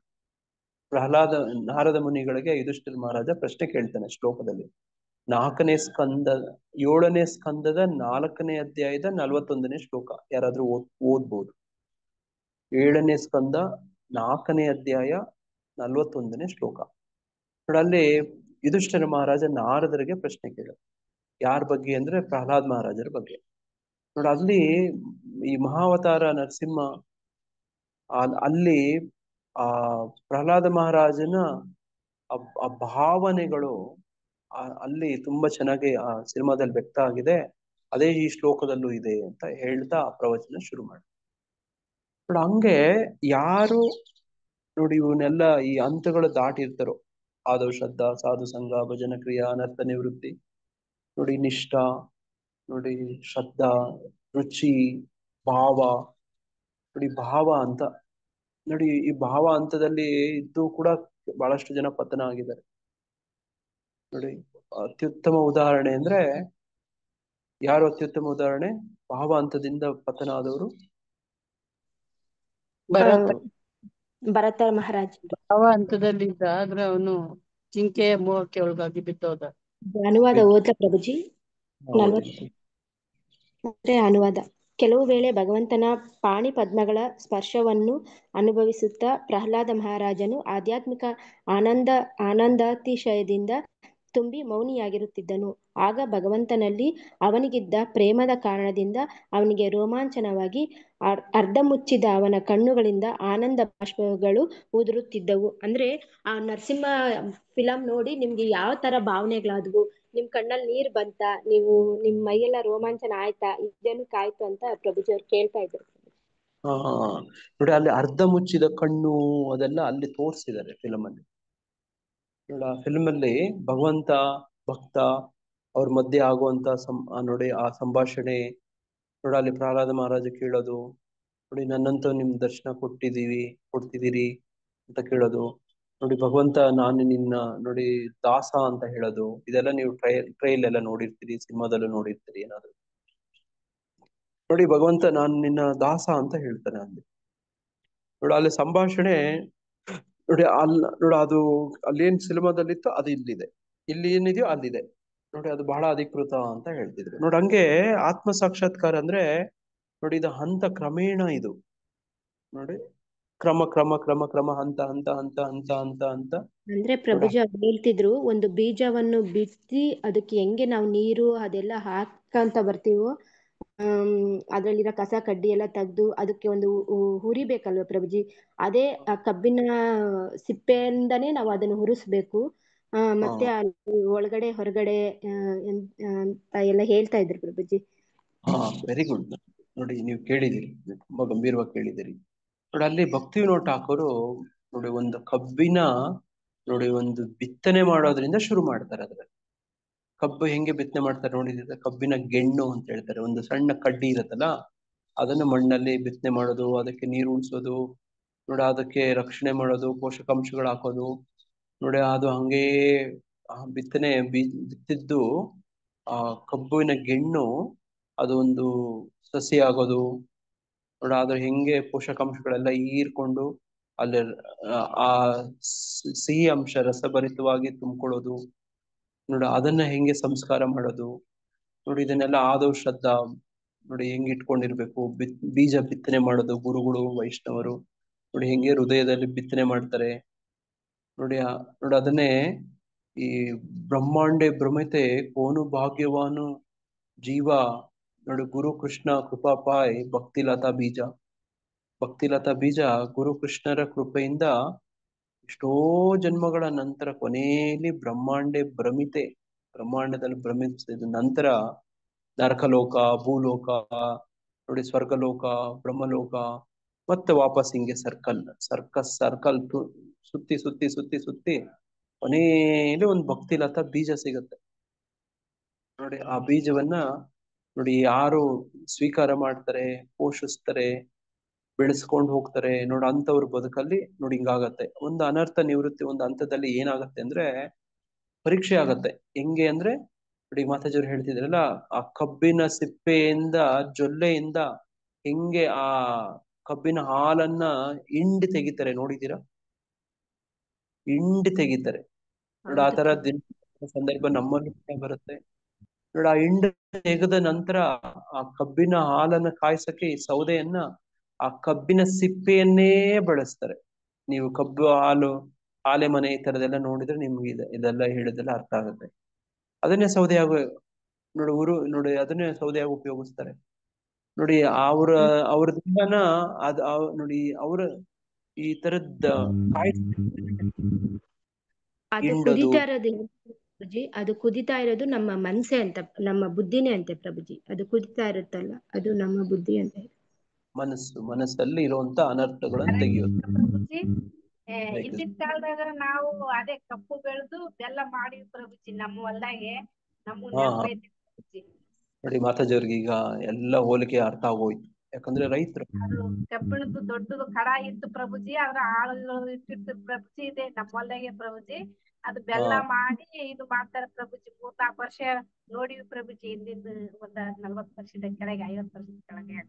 ನೋಡಿ ಮಾತಾಜಿ ಅವ್ರ ಸ್ವಂತ ಅನುಭವ ಇದೆ, ರೈತರವರು ನೋಡಿ. ಹಂಗೆ ಏನಂದ್ರೆ ನರಕದ ದ್ವಾರಗಳಿಂದ ತಪ್ಪಿಸ್ಕೊಳ್ಳುವಂಥದ್ದು ಅಂದ್ರೆ ಹಿಂಗೆ, ಆತ್ಮ ಸಾಕ್ಷಾತ್ಕಾರಕ್ಕೆ ನೆರವಾಗುವ ಕರ್ಮಗಳನ್ನ ಮಾಡುತ್ತಾನೆ ಅಂದ್ರೆ ಹಿಂಗೆ ನೋಡಿ.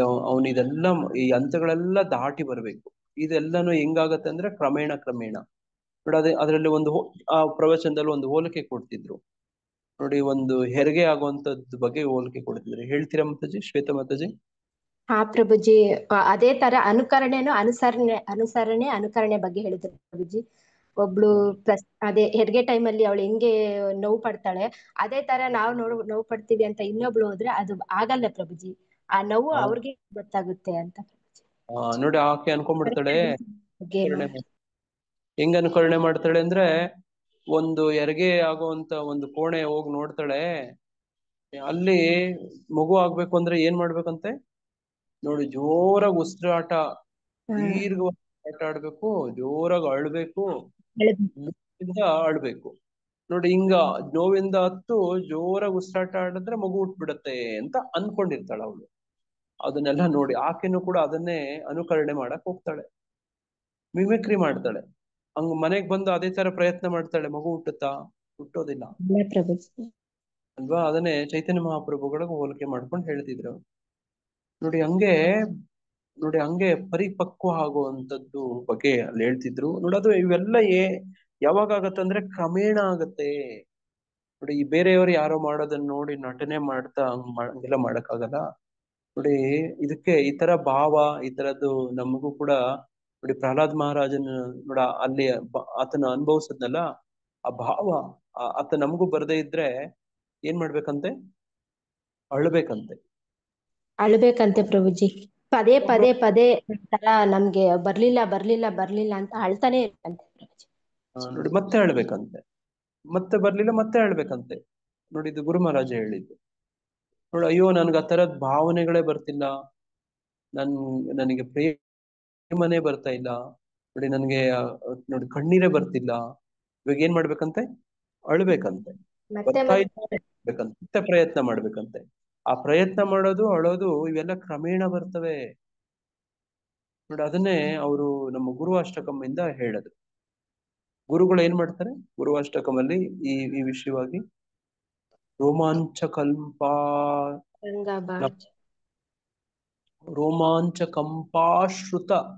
ಆಶ್ರುತ ಬಾಜೋ ದೇ ಗುರು ಶ್ರೀ ಚರಣಾರವನ್ನ ನೋಡಿ. ಅಲ್ಲಿ ಯಾರಾದ್ರೂ ಓದ್ತೀರಾ ಆ ಭಾಗವನ್ನ?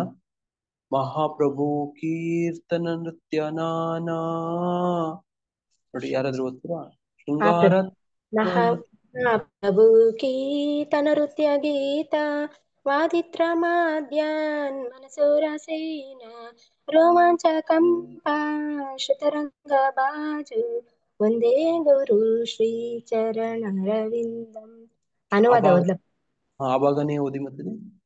ಪವಿತ್ರ ನಾಮವನ್ನು ಜಪಿಸುತ್ತಾ, ಆನಂದದಿಂದ ನರ್ತಿಸುತ್ತಾ, ಹಾಡುತ್ತಾ, ವಾದ್ಯಗಳನ್ನು ನುಡಿಸುತ್ತಾ, ಶ್ರೀ ಚೈತನ್ಯ ಮಹಾಪ್ರಭುಗಳ ಸಂಕೀರ್ತನ ಆಂದೋಲನದ ಚಟುವಟಿಕೆಗಳಿಂದ ಗುರುವು ಯಾವಾಗಲೂ ಸಂತೋಷ ಪಡುತ್ತಾನೆ. ಅವನು ತನ್ನ ಮನಸ್ಸಿನಲ್ಲಿ ಶುದ್ಧ ಭಕ್ತಿಯ ರಸವನ್ನು ಸವಿಯುತ್ತಿರುವುದರಿಂದ ಕೆಲವೊಮ್ಮೆ ಅವನಿಗೆ ರೋಮಾಂಚನವಾಗುತ್ತದೆ, ಮೈ ನಡುಗುತ್ತದೆ, ಕಣ್ಣುಗಳಿಂದ ಅಲೆ ಅಲೆಯಾಗಿ ಅಶ್ರುಗಳು ಹರಿಯುತ್ತವೆ. ಇಂತಹ ಸದ್ಗುರುವಿನ ಕಮಲಗಳಿಗೆ ಭಕ್ತಿಯಿಂದ ವಂದಿಸುತ್ತೇನೆ ಅಂತ ಹೇಳ್ತಾರೆ. ಅಂದ್ರೆ ನೋಡಿ ಇದು ಚೈತನ್ಯ ಜಗನ್ನಾಥ್ ಅವ್ರನ್ನ ದರ್ಶನ ಮಾಡ್ಬೇಕಾದ್ರೆ ಇದೇ ತರ ಭಾವ ಆಗುತ್ತೆ. ನೋಡಿ ಗುರುಗಳು ಅಂದ್ರೆ ನೋಡ್ರಿ ಹಿಂಗಿರ್ತಾರಂತೆ. ನೋಡಿ ಇದು ನಿಜ ಹೇಳ್ತೇನೆ, ಇದನ್ನ ಜಯಪತಾಕ ಸ್ವಾಮಿ ಗುರು ಮಹಾರಾಜರಲ್ಲಿ ಕಾಣ್ಬೋದು. ಅವ್ರನ್ನ ಹಂಗೇ ಗಮನಿಸಿದ್ರೆ ನೋಡಿ ಇದೆಲ್ಲ ಲಕ್ಷಣಗಳು ಅವರಲ್ಲಿದೆ. ಇದು ನಾನು ನಮ್ ಗುರುಗಳು ನನ್ ಪ್ರತಿಷ್ಠೆ ನೋಡಿ ಹಂಗಲ್ಲ. ಇದು ಸಾಮಾನ್ಯವಾಗಿ ಎಲ್ಲ ಗಮನಿಸಿದರೆ ಮತ್ತೆ ಅದನ್ನೇನ್ ತೋರಿಸ್ಬೇಕು ಅಂತ ಅವ್ರೇನ್ ತೋರ್ಸಲ್ಲ. ನೋಡಿ ಈ ತರದೆಲ್ಲನೂ ಗಮನಿಸ್ಬೋದು. ಶಿಲ ಪ್ರಭುಪಾದರಲ್ಲಿ ನಮ್ಮೆಲ್ಲ ಗುರು ಪರಂಪರೆ ಆಚಾರ್ಯರಲ್ಲಿ ಕಾಣ್ಬೋದು. ನೋಡಿ ಕಾಣುವಂತ ಪ್ರಯತ್ನ ಮಾಡಿದ್ರೆ ಕಾಣುತ್ತೆ ಇದು. ನೋಡಿ ಹಂಗೆ ಏನಿದೆ ಹೇಳ್ತೀವಲ್ಲ ಅದು ಅಲ್ಲಿ ಕಾಣ್ಬೋದು. ನಮ್ ಜೊತೆ ಇರೋಂಥ ಜೀವಂತ ಗುರುಗಳಲ್ಲಿ ಕಾಣ್ಬೋದು. ನೋಡಿ ಹಂಗೆ ರೋಮಾಂಚ ಕಂಪಾಶ್ರುತ ಅಶ್ರು ಅಂದ್ರೆ ಕಣ್ಣೀರು ಅಂತ ಅಶ್ರು. ನೋಡಿ ಹಿಂಗೆ ಇವೆಲ್ಲವೂ ಹೆಂಗ್ ಬರುತ್ತೆ ಅಂದ್ರೆ ಆಕ್ಟಿಂಗ್ ಮಾಡಕ್ ಆಗಲ್ಲ. ನೋಡಿ ಇವಾಗ ಹೇಳದಲ್ಲ ಹೆರಿಗೆ ನೋವು. ನೋಡಿ ಹೆರಿಗೆ ನೋವಲ್ಲಿ ಅಯ್ಯೋ ಅಮ್ಮ ಅಪ್ಪ ಅಂದ್ಬಿಟ್ರೆ ನೋಡಿ ಮಗು ಹುಟ್ಬಿಡುತ್ತಾ ಅಂತ.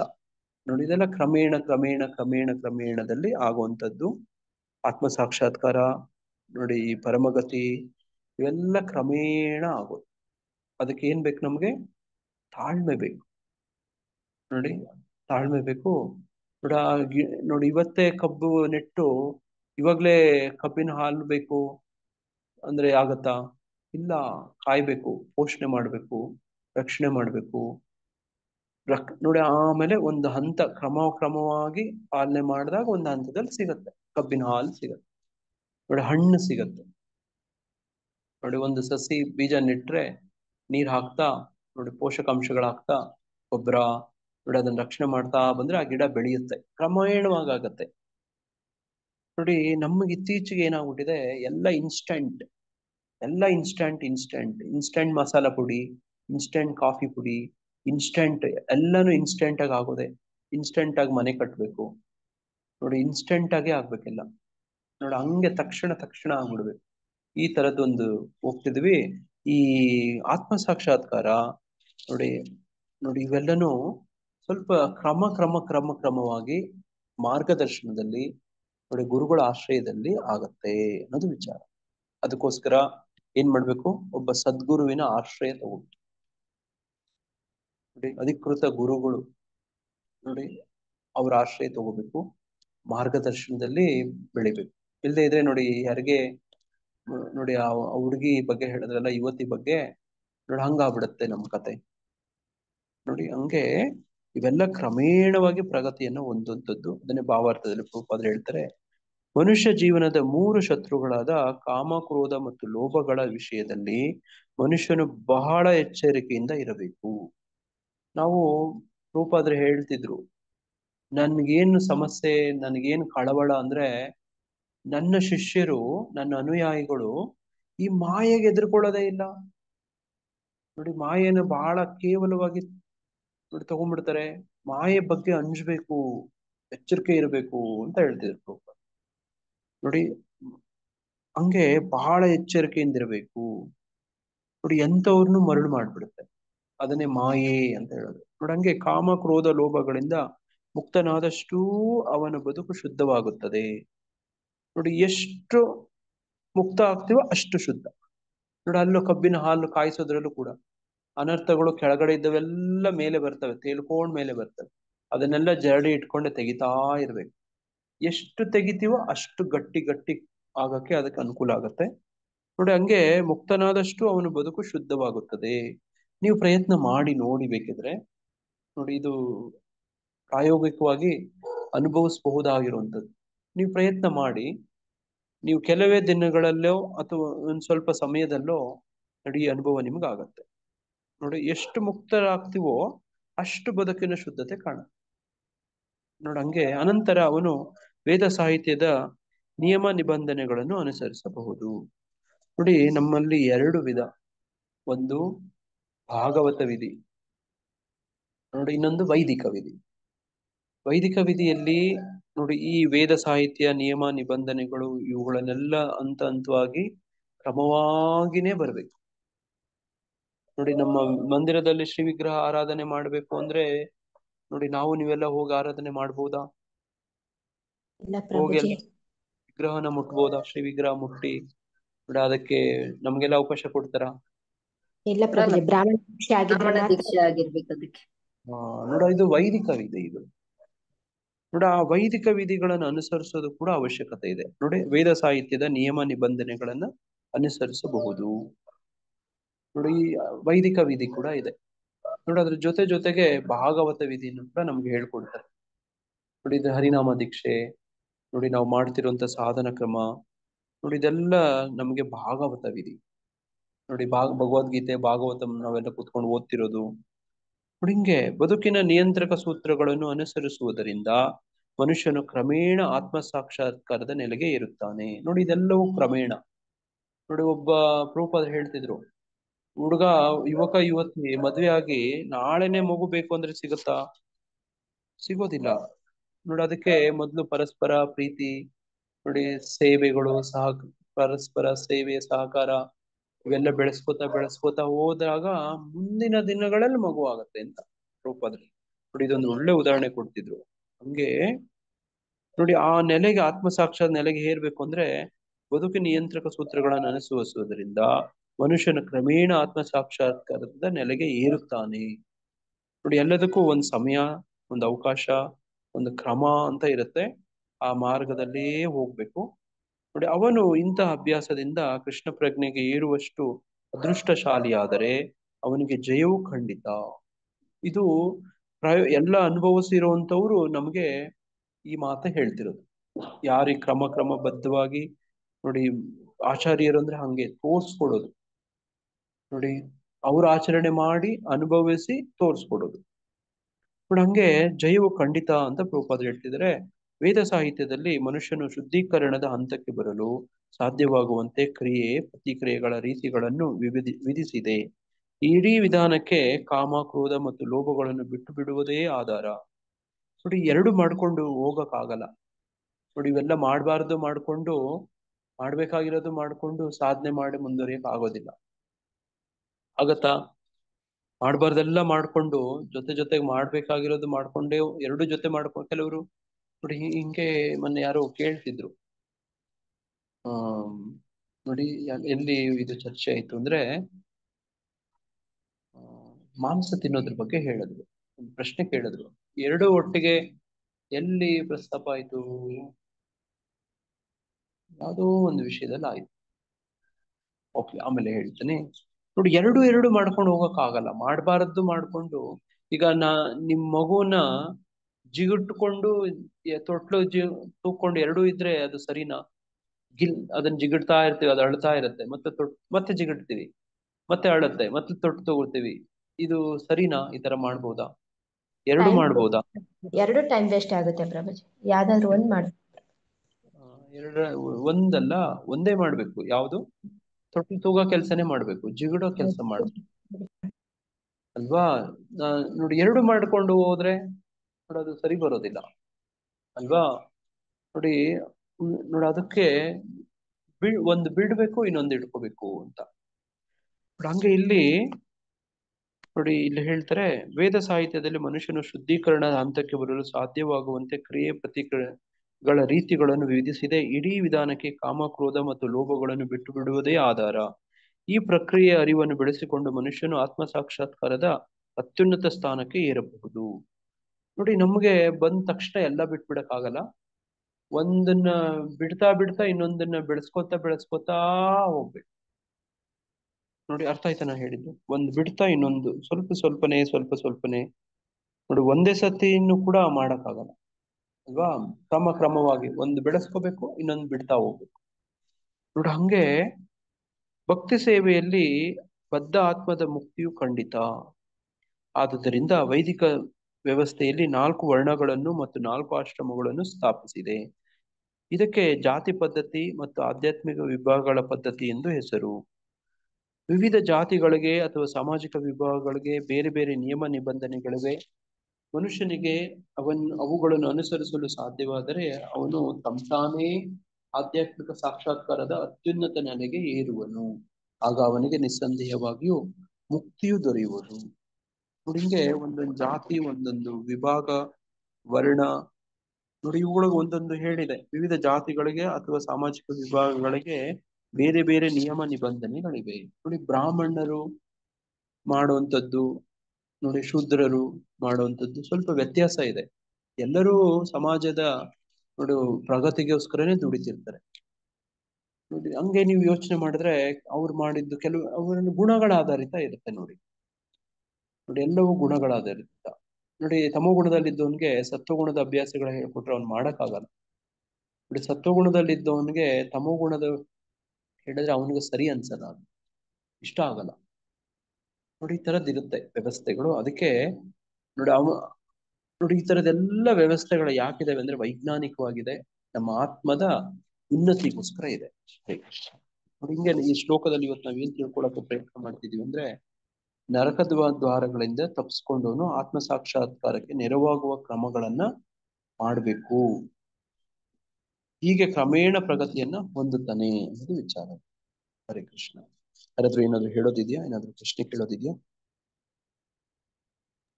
ಹರೇ ಕೃಷ್ಣ ಪ್ರಭುಜಿ. ಕೃಷ್ಣ. ಆತ್ಮ ಸಾಕ್ಷಾತ್ಕಾರ ಹೊಂದಿದ್ಮೇಲೆ ಅವನು ಮಹಾನ್ ಯೋಗಿ ಆಗ್ತಾನಲ್ಲ ಪ್ರಭುಜಿ? ಆತ್ಮ ಸಾಕ್ಷಾತ್ಕಾರ ಹೊಂದಿದ್ಮೇಲೆ ನೋಡಿ, ಯೋಗ ಅಂದ್ರೆ ಭಗವಂತನ ಜೊತೆಗೆ ನೋಡಿ ಸಂಬಂಧವನ್ನ ಬೆಳೆಸ್ಕೊಂಡು ಭಕ್ತಿ ಸೇವೆಯಲ್ಲಿ ತೊಡಗಿರೋವನು ಅನ್ನ ಯೋಗಿ ಅಂತ. ಯೋಗಿ ಅಂದ್ರೆ ಲಿಂಕ್, ಇಂಗ್ಲಿಷ್ ಅಲ್ಲಿ ನೋಡಿ ಲಿಂಕ್ ಅಂತ, ಲಿಂಕ್ ಆಗ್ಬಿಟ್ಟಿರ್ತಾನೆ ಅವನು. ನೋಡಿ, ಲಿಂಕ್ ಆದ್ಮೇಲೆ ಅವನು ಈಗ ನೀವು ಯಾರ ಜೊತೆಗೋ ನೋಡಿ ಸಂಪರ್ಕಕ್ಕೆ ಬಂದು ಲಿಂಕ್ ಆಗ್ತೀರಿ. ನೀವು ಯಾರೋ ಒಬ್ರು ಪರಿಚಯ ಇಲ್ದಿದ್ದವರು ಪರಿಚಯ ಆಗ್ತಾರೆ. ಈಗ ನಿಮ್ಗೂ ಅವ್ರಿಗೆ ಸಂಬಂಧ ಬೆಳೆಯುತ್ತೆ. ಹಂಗೆ ಬೆಳೀತಾ ಬೆಳೀತಾ ಬೆಳೀತಾ ಹಂಗೆ ಮುಂದುವರ್ಕೊಂಡು ಹೋಗುತ್ತೆ. ಯೋಗಿ ಅಂದ್ರೆ ಹಂಗೆ ಭಗವಂತನನ್ನ ಸಂಪರ್ಕದಲ್ಲಿರೋನು ಅಂತ ಅರ್ಥ ಪ್ರಭು. ಹಂಗೆ ಅದು ಹಂಗೆ ಪಡ್ಕೊಂಡವನು ನೋಡಿ ತನ್ನ ಜೀವನದ ಕೊನೆಯಲ್ಲಿ ನೋಡಿ ಮುಕ್ತಿ, ಆತನ ಯೋಗ ಸಾಧನೆ ಮುಂದುವರ್ಸ್ಕೊಂಡ ಹೋದಾಗ ಅವನಿಗೆ ಏನ ಆಗತ್ತೆ ಅಂದ್ರೆ ನೋಡಿ ಅವನಿಗೆ ಸ್ವರೂಪ ಸಿದ್ಧಿ ಅಂತ ಆಗತ್ತೆ. ನೋಡಿ, ಇದು ಸ್ವರೂಪ ಸಿದ್ಧಿ. ಏನಿದು ಸ್ವರೂಪ ಸಿದ್ಧಿ ಅಂದ್ರೆ ಪ್ರತಿಯೊಂದು ನಿಗ್ರಹಿಸಿರ್ತಕ್ಕಂಥವ್ನು ಮನಸ್ಸು ಮತ್ತು ಆತ್ಮವನ್ನು ನಿಗ್ರಹಿಸಿ ದೇಹ ಮತ್ತು ಆತ್ಮ ಬೇರೆ ಬೇರೆ ಅನ್ನೋದನ್ನ ಹಂತದಲ್ಲಿ ತಲುಪುವಂಥದ್ದು ಪ್ರಭುಜಿ. ಯಾರಾದ್ರೂ ಬೇರೆಯವ್ರು ಏನ್ ಹೇಳಿ? ಸ್ವರೂಪ ಅಂತ ಭಗವಂತನ ಗುಣಗಳು ಅವನಲ್ಲಿ ಕಾಣಿಸುತ್ತೆ ಅಂತಾರ ಪ್ರಭುಜಿ. Okay okay. ಮತ್ತೆ ಯಾರಾದ್ರೂ ಇನ್ನೊಬ್ರು ಬೇರೆ ಹೇಳ್ತೀರಾ? ಆಧ್ಯಾತ್ಮಿಕಲ್ಲಿ ಅವ್ರು ಯಾವ ಇದಾಗಿರ್ತಾರೆ ಅನ್ನೋದು ಗೊತ್ತಾಗುತ್ತೆ ಪ್ರಭುಜಿ ಅವ್ರಿಗೆ. ವೆರಿ ಗುಡ್ ಮಕ್ಕಳು, ಸೌಮ್ಯ ಮಕ್ಕಳು, ಗ್ರೇಟ್. ಹರೇ ಕೃಷ್ಣ ಪ್ರಭುಜಿ. ನೋಡಿ, ಅದೇನಂದ್ರೆ ಸ್ವರೂಪ ಜೀವೇರ ಸ್ವರೂಪಯ ಕೃಷ್ಣೇರ ನಿತ್ಯದಾಸ. ಆಧ್ಯಾತ್ಮಿಕ ಲೋಕದಲ್ಲಿ, ಶಾಶ್ವತವಾದಂತ ಲೋಕದಲ್ಲಿ ಶಾಶ್ವತವಾದಂತ ನಮ್ದು ಸ್ಥಾನ ಇದೆ. ಅದಕ್ಕೆ ನಮ್ ದಾಸ ಹೇಳೋದು, ಅಲ್ಲಿದೆ ನಮ್ಮನೆ, ಇಲ್ಲಿ ಬಂದೆ ಸುಮ್ಮನೆ ಅಂತ. ನೋಡಿ, ಅಲ್ಲಿ ಇತ್ತು ಇದೆ. ಈಗ ಅದು ಪ್ರಸ್ತುತ ಸಂದರ್ಭದಲ್ಲಿ ಮರ್ತೋಗ್ಬಿಟ್ಟಿದೆ. ನೋಡಿ, ಮರ್ತೋಗ್ಬಿಟ್ಟಿದೆ.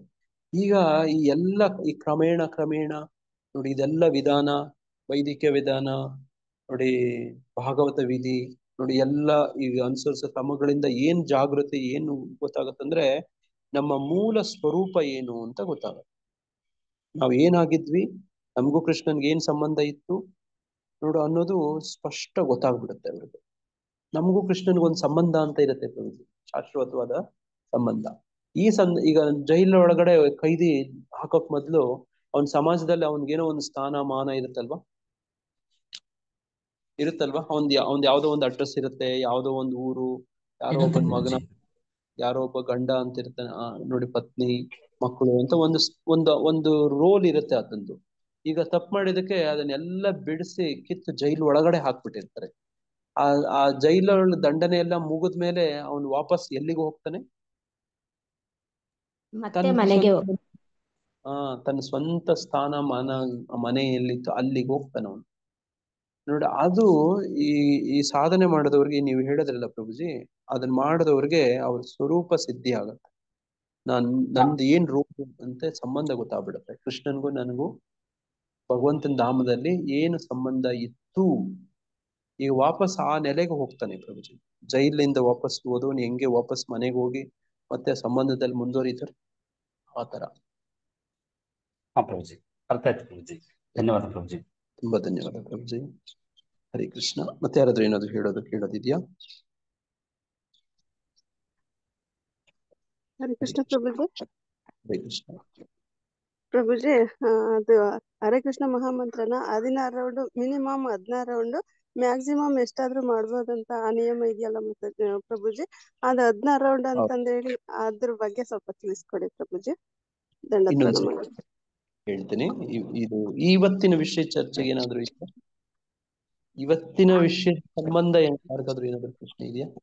ಈಗ ಸಮಯ ಆಗೋಗ್ಬಿಟ್ಟಿದೆ. ನಾನು ಹೊಸ ಟಾಪಿಕ್ ಲೆಕ್ಚರ್ ಆಫ್ ಇಂಟ್ರೆಸ್ಟ್ ಪ್ರಭುಪಾದ್ರ ಒಂದು ಲೆಕ್ಚರ್ ಇತ್ತು, ಅದ್ರಲ್ಲಿ ಅವ್ರು ಒಂದು ಎಕ್ಸಾಂಪಲ್ ಕೊಡ್ತಾರೆ ಮಾಯಾವಾದಿ ಅವ್ರ ಬಗ್ಗೆ. ಅವ್ರು ಹೇಳ್ತಾರೆ,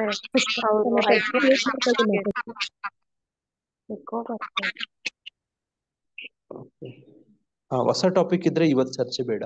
ಇವತ್ತಿನ ಡಿಸ್ಕಸ್ ಬಗ್ಗೆ ಏನಾದ್ರು ಇದ್ರೆ ಹೇಳಿ. ಅದು ಎಕ್ಸಾಂಪಲ್ ಇದಕ್ಕೆ ಸೂಟ್ ಆಗತ್ತೆ ಅಂತ ಕೇಳಲಿಕ್ಕಿತ್ತಷ್ಟೇ ಪ್ರಭು. ಹೇಳಿ. ಹೇಳ್ತಾರೆ ಲೈಕ್ ಕೆಲವರು ಈ ಮರ್ಜರ್ ಯಾಕೆ ಆಗ್ಲಿಕ್ಕೆ ಟ್ರೈ ಮಾಡ್ತಾರೆ ಅಂದ್ರೆ, ಅವರು ಫಾರ್ ಎಕ್ಸಾಂಪಲ್ ಒಂದು ಹುಷಾರಿಲ್ದೇ ಇರೋರು ಬೆಡ್ ರಿಡನ್ ಆಗಿರ್ತಾರೆ, ಬೆಡ್ ಅಲ್ಲೇ ಎಲ್ಲಾ ಮಾಡ್ತಾ ಇರ್ತಾರೆ.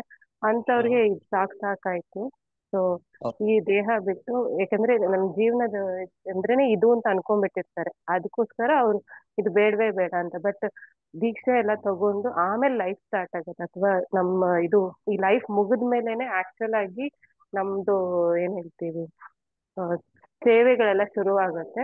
ಸೊ ಅವ್ರ ಕಾನ್ಸೆಪ್ಟ್ ರಾಂಗ್ ಅಂತ ಅವ್ರು ಹೇಳ್ತಾ ಇದ್ರು. ಸೊ ಇದು ಅದು ರಿಲೇಟ್ ಆಗತ್ತ ಪ್ರಭುಜಿ? ಆಗತ್ತೆ ಮಾತಾಜಿ, ಆಗತ್ತೆ. ಹಂತಗಳಲ್ಲಿ ಆಗತ್ತೆ. ಅಂದ್ರೆ ಅವರು ಇದಕ್ಕೆ ಅಡಾಪ್ಟ್ ಆಗ್ಬಿಟ್ಟಿರತ್ತೆ, ಅವ್ರು ಮರ್ತೆ ಹೋಗ್ಬಿಡತ್ತೆ, ನನ್ ಲೈಫ್ ಇದಲ್ಲ, ಬೆಡ್ ಅಲ್ಲಿ ಮಲ್ಗಿರೋದು ಈ ತರ ಇದೆಲ್ಲ ನನ್ ಲೈಫ್ ಅಂತ ಅವ್ರು ಅನ್ಕೊಂಡಿರ್ತಾರಲ್ಲ. ಸೊ ನಾವು ಕೂಡ ಮರ್ತೋಗ್ಬಿಟ್ಟಿದೀವಿ, ನಾವ್ ಇದೇ ಅನ್ಕೊಂಡ್ಬಿಟ್ಟಿದೀವಿ. ಬಟ್ ನಮ್ ಸೇವೆಗಳು ಬೇರೆ ಇದೆ ಅಂತ ಆಮೇಲೆ ನಮ್ಗೆ ರಿಯಲೈಸ್ ಆಗತ್ತೆ.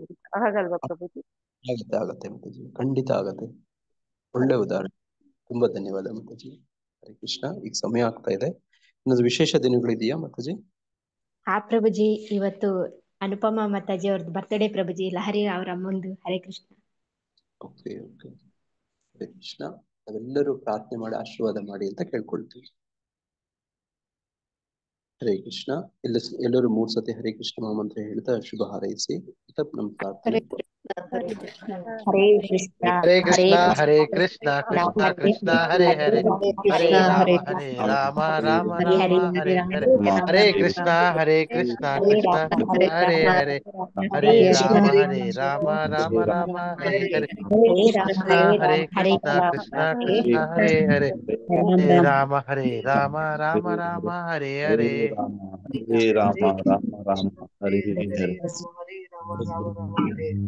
ಎಲ್ಲರಿಗೂ ಧನ್ಯವಾದಗಳು, ತುಂಬಾ ಧನ್ಯವಾದಗಳು. ವಂಚಾಕಲ್ಪತರುಭ್ಯಶ್ಚ ಕೃಪಾ ಸಿಂಧುಭ್ಯೈವ ಚ ಪತಿತಾನಾಂ ಪಾವನೇಭ್ಯೋ ವೈಷ್ಣವೇಭ್ಯೋ ನಮೋ ನಮಃ. ಅನಂತ ಕೋಟಿ की जय, श्रील प्रभुपाद की जय, समवेत भक्तवृंद की जय, हरे कृष्ण महामंत्र की जय. हरे कृष्ण कृष्ण कृष्ण हरे हरे, हरे राम राम राम हरे हरे. हरे कृष्ण. ಎಲ್ಲರಿಗೂ ಧನ್ಯವಾದಗಳು. ಹರೇ ಕೃಷ್ಣ. ಜೈ.